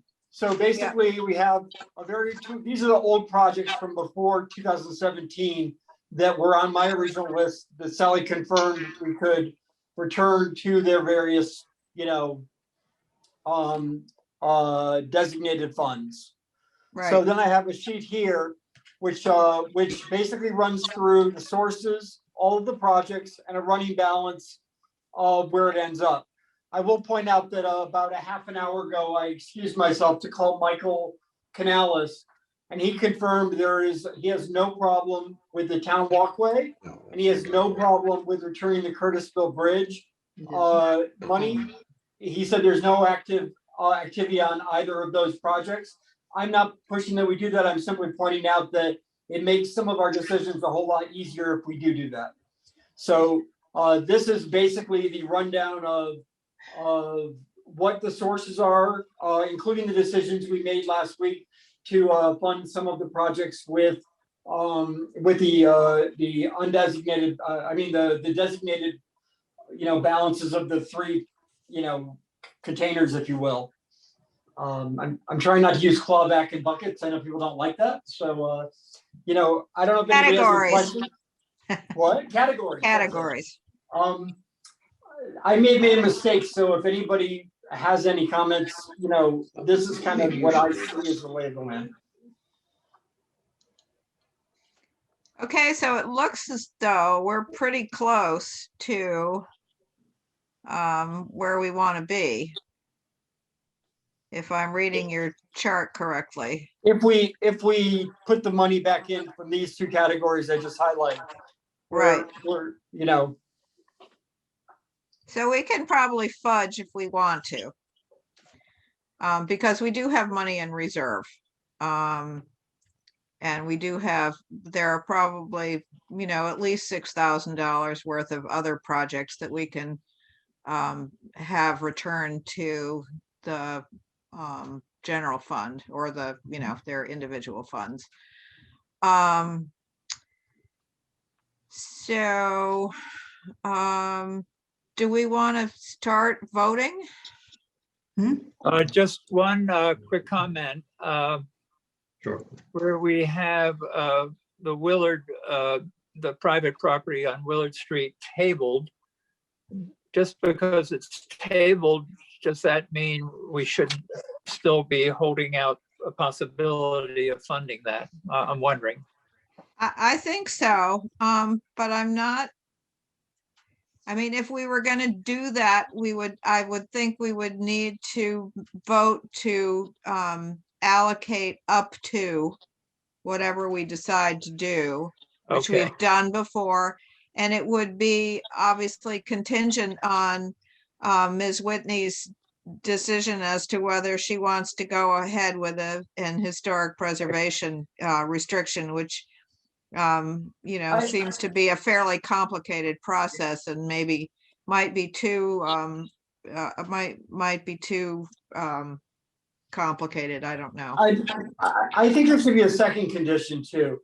Tom, you mentioned that she couldn't afford to finish it with the preferred, kind of shingles. In every other aspect where there's a question of affordability, people have to provide documentation. And if the owner in question, has an issue of affording this property, I think it's reasonable, just like we do with the senior tax exemption, and just like we will do with the housing repair trust fund, if that passes a town meeting this year, that those sorts of questions of affordability, I think, need to be backed up with documentation. I think her estimate is for the difference. No, I'm talking about her personal resources. Oh, well, yeah, but I mean, if there's a claim's been made that she can't afford to do the work herself. She and if says that claim is because gonna of, be made. yeah. She said it's because of COVID and that she's not employed. Yeah, I'm just saying with every other type of assistance, and if this is an affordability issue, people have to provide documentation if they're going to get, the senior tax exemption or whatever. And I think this should be no different. I think before we need to have in hand some kind of a sample preservation restriction so that we really know what we're talking about and we can explain it to her. Yeah, I think there's a lot of work to be done before this is going to happen. But, and whether is she willing to expose herself in that way, to give up her financial wherewithal, and it's, I mean, I don't know, it's a little intrusive in a lot of ways. I think it's going to require a lot on her part, and she is going to have to be the one to decide whether, frankly, it's worth it to her in many ways. I mean, I don't know how bad the roof is at the moment. Is there going to be significant property damage at this point if she doesn't do the work? I don't know. Yeah. So just one quick question, Patrick, on your sheet that you provided, the item for administrative fund, I think we allocated 5,000 for each year. No, that's So that's not Lori's project, Tom. That is the CPC's administrative fund, which comes out of the total sources of funds. We voted for that first last week. This has nothing to do with Norman Rockwell. I follow. Okay, thank you. Thanks for the There's clarification. it on the chat.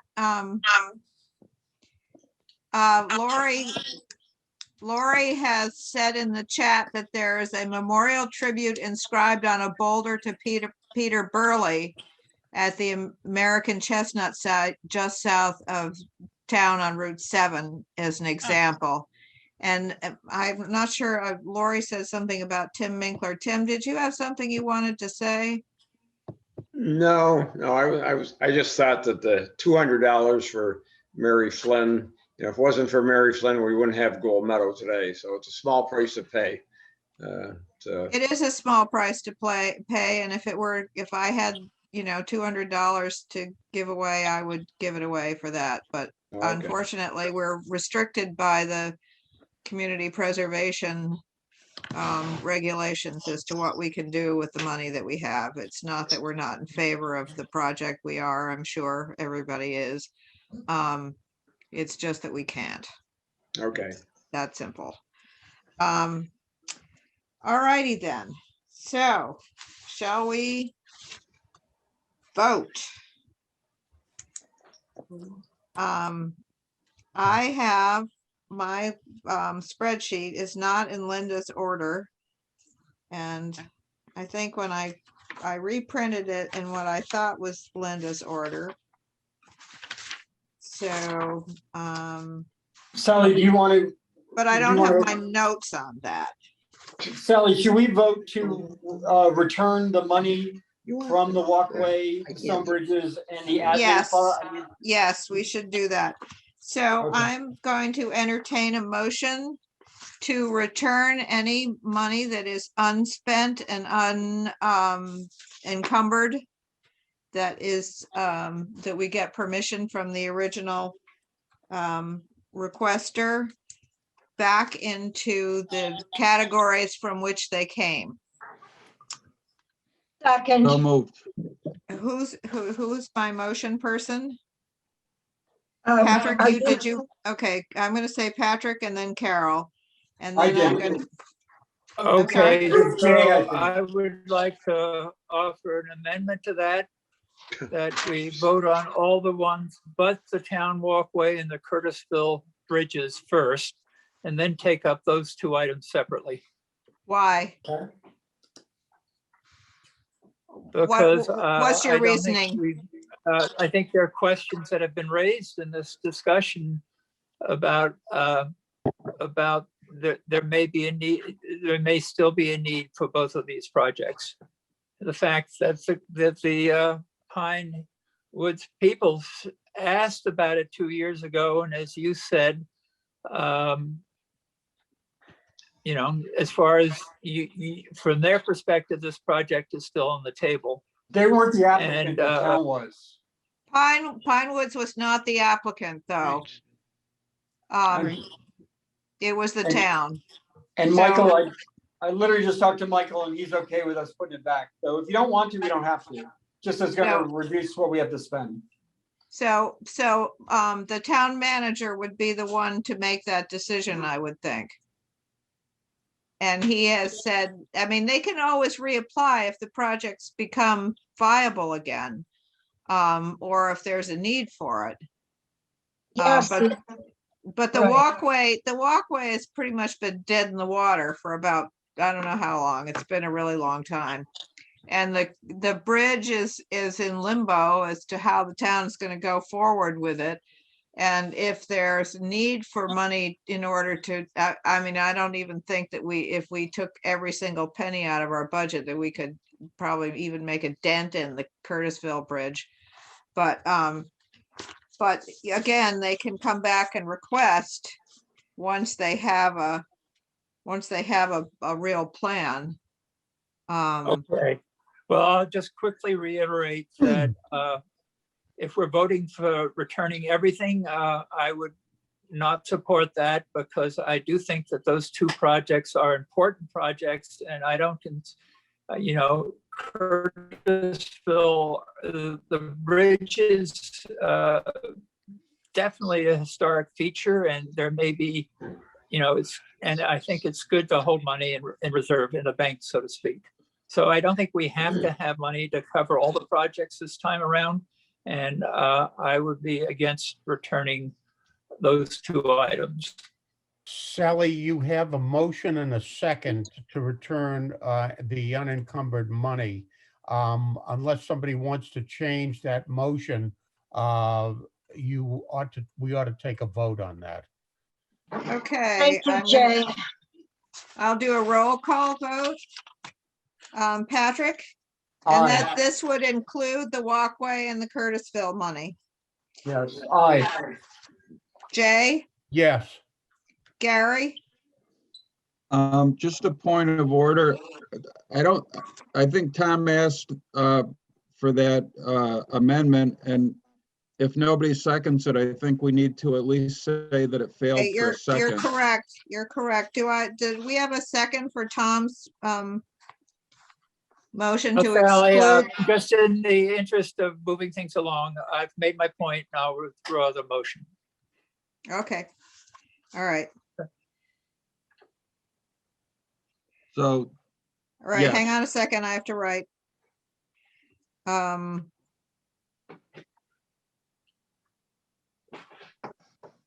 can't chew gum and walk at the same time. Bridge, walkway. Withdrawn. Okay.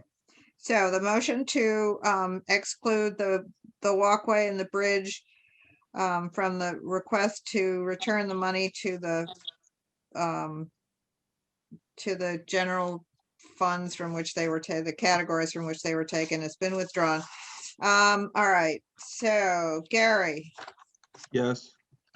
Anne, Yes. Carol, Yes.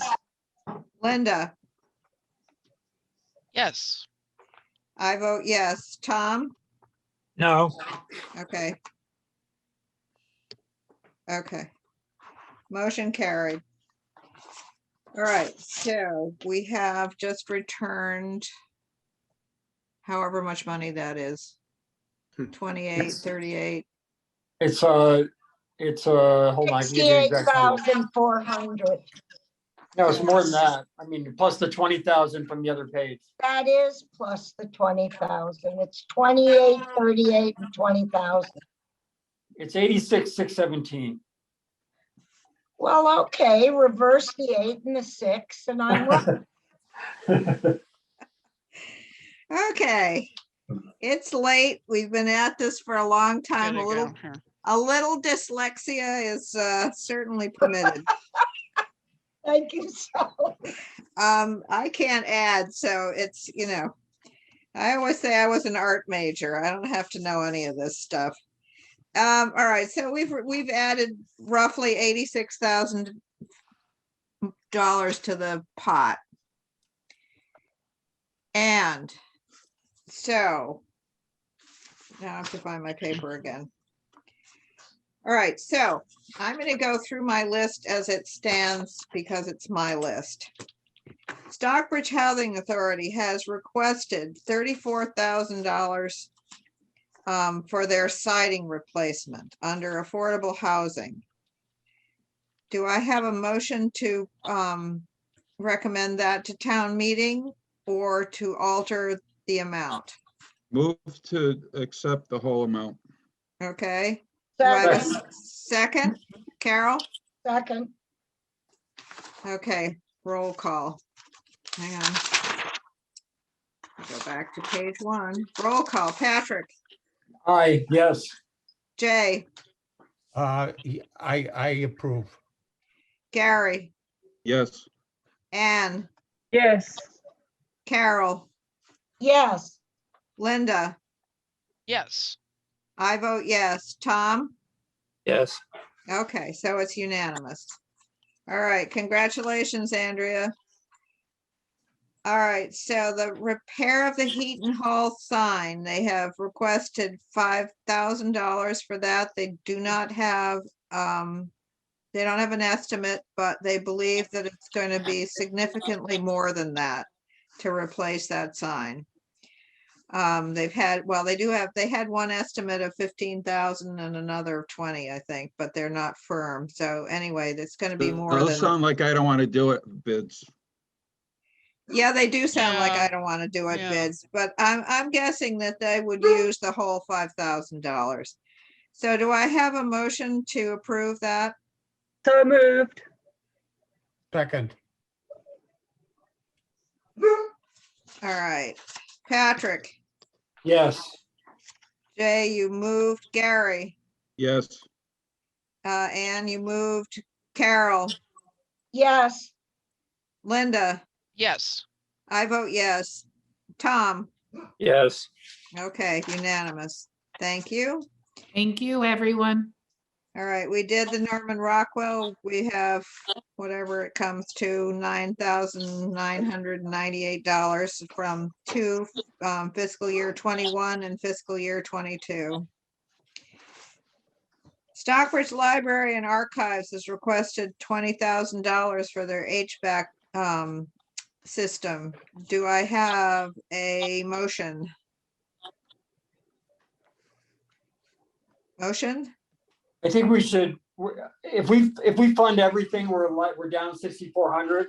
I would like to make a motion that we fund this at 13,000 based on the fact that the town gave them 100,000 from the CARES money. Okay, do I have a second on that motion? And how much? 13,000. What were they asking for? 20? 20, Yeah. yep. I would suggest 10. Okay, I would agree. I withdraw my motion. All right, so wait. So we have a motion for Gary. Patrick was motion for 13. I just withdrew it. I Yeah. know. I For would suggest 10. library. Gary, we have a motion for $10,000 to the library. Second,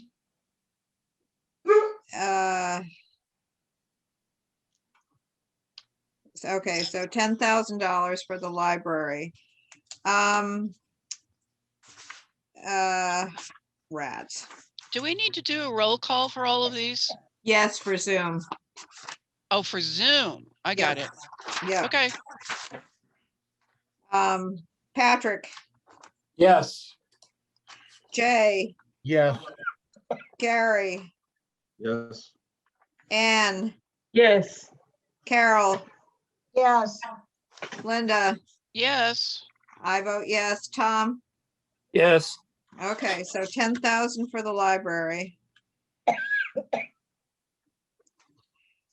Berkshire Theater Group, $15,000 for the siding on the barn. Do I have a motion? I move So that we moved. approve. Okay, Gary and Carol. All right, Patrick, Yes. Jay, Yes. Ann, Yes. Linda, Yes. I vote yes. Tom? Yes. Okay. Unanimous.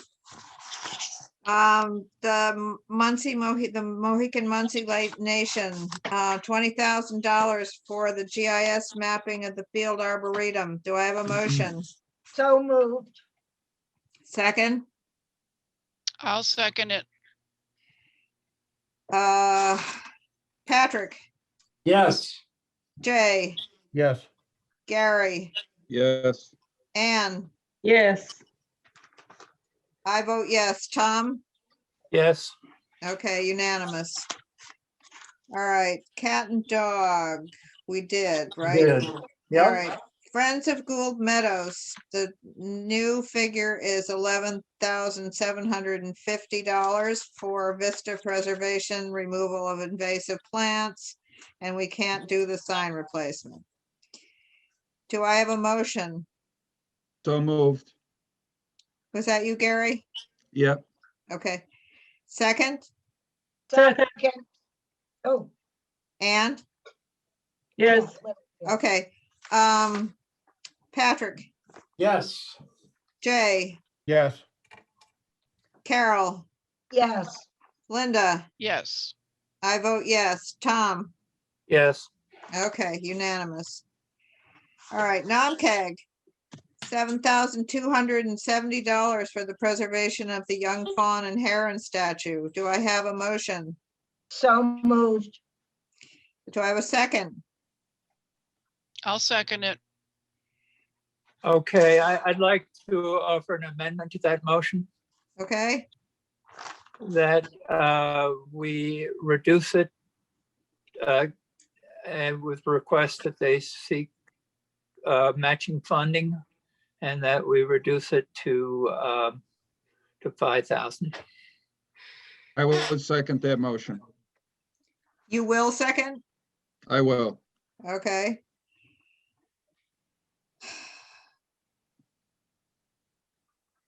All right, so the motion is to reduce the allocation to the trustees of reservations for the fawn restoration to $5,000. And need a roll call vote. Patrick, Nay. That's just on the motion, right? this is Yeah. just on the motion. Jay, I would vote yes on that.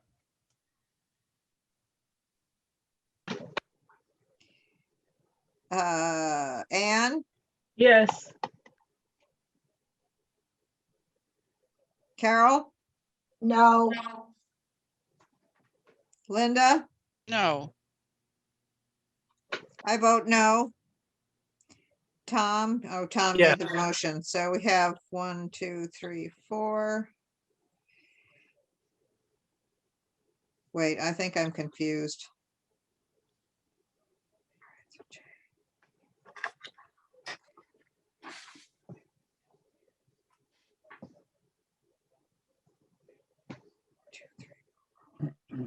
We have a tie. Do we? Yep, Aren't we 7? Oh, we're Yes. 8. I guess. we are 8. So we have a tie. So Motion Based failed. on our last meeting, a tie vote is a no vote. a tie vote is a no vote, so the motion did not carry. So now we need to vote on the, we need to vote on the $7,270 for the trustees. Right, the original, Which was, and Carol made the motion and Linda seconded. I've got library outside in the cooler bag. Okay, Stop okay, eating so it. roll call. Patrick, Yes. Jay, Yes. Gary, No.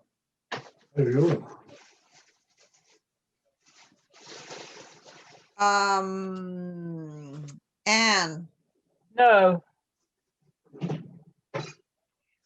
Carol, yes. Linda, yes. Yes. I vote yes. Tom? No. Okay. Motion carries.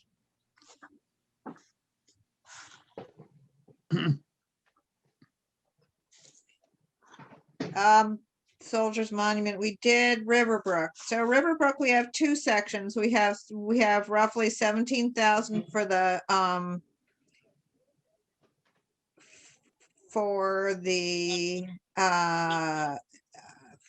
okay, I've lost my mind.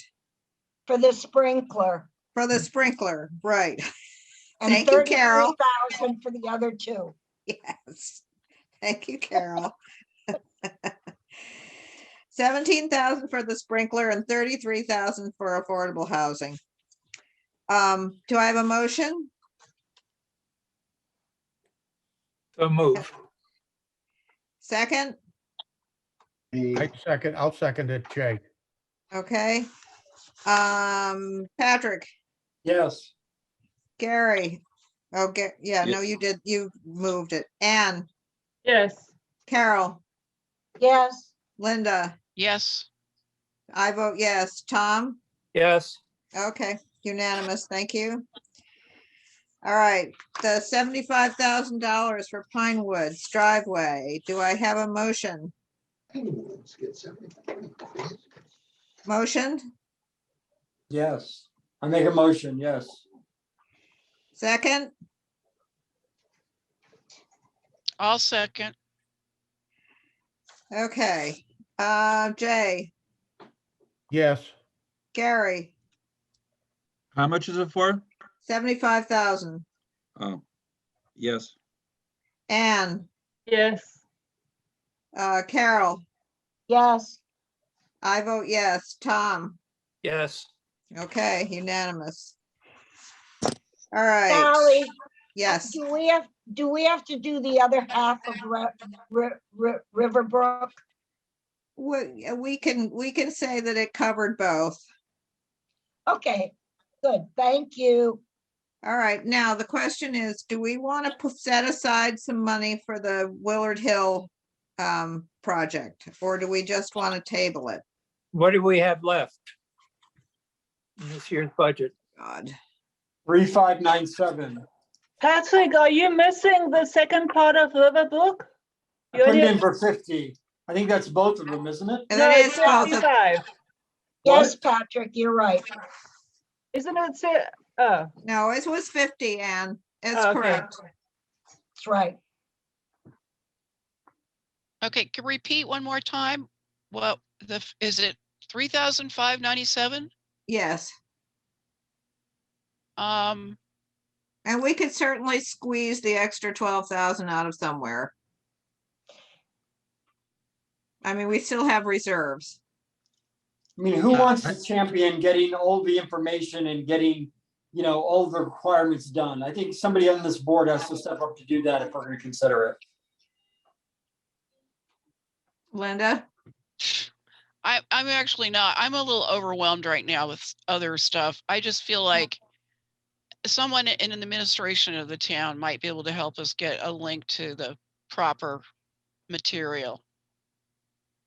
And maybe if someone's already making a call to the town council for something, ask them for some guidance. Okay, Well, well, I think we ought to cross a couple bridges before we invest too much. First is to find out if the applicant is willing to put a CR on it or not. well, we And, could, we could vote to or recommend, a historic restriction, yeah. assuming that she is willing to comply with the requirements. Did Right. anyone communicate these requirements to her? Yeah, could I just say something, Sally, right here? Yep. Okay, thank you so much. Kathleen Whitney is the only person I know of ever who didn't come to the first meeting, didn't let us know she was submitting something, didn't come to this meeting. I'm flummoxed. I wouldn't know how to go from here because everybody else shows interest and shows up and answers questions and. Yeah, I have to say, I'm a little distressed that she did not choose to come to the meetings to advocate for her project. Well, if I could just quickly speak to that, I think in this COVID age, we need to give people a little slack, and not everybody is aware of the technology. And she might not have been aware of this meeting. Well, That's we what she have does an for a living, application sheet and we have an Please. instruction sheet, and it says, please contact the head of. I understand that. I mean, I'm sorry. And her business is technologically based. She knows So- more than I do. I think that Catherine Whitney, it's on her. Yeah. Yeah, I think we should just table it. thank you. Okay, all right, Yeah. we'll table it then until we get more Totally. information from her. All right, then, we are done. Thank you all. 2000 fiscal year 2022 is in the bag. Patrick, Thank you all. Thank you, Patrick, Sally. Thank Thank you, you. everybody. Thank you. hi, I don't know. Can anyone hear me? Yes, Yes, Oh, good. Patrick, would you email this to us? That nice, Yes, oh, I'll thank just, you. So- yes, I'll email it right after the meeting. thank you, Thank you. Patrick. Thank you so much. Good night, everybody. Sally. Thank you for all Thank you, your hard Sally. work. Yeah, thank you, everybody. Sorry if I caused things to extend on, but I think it was overall, we did what we needed to do. So thank you. Thank you Thanks. for Good your job. hard Thank work, you all. everyone. Bye. Good night, Bye, Lori. thank Thank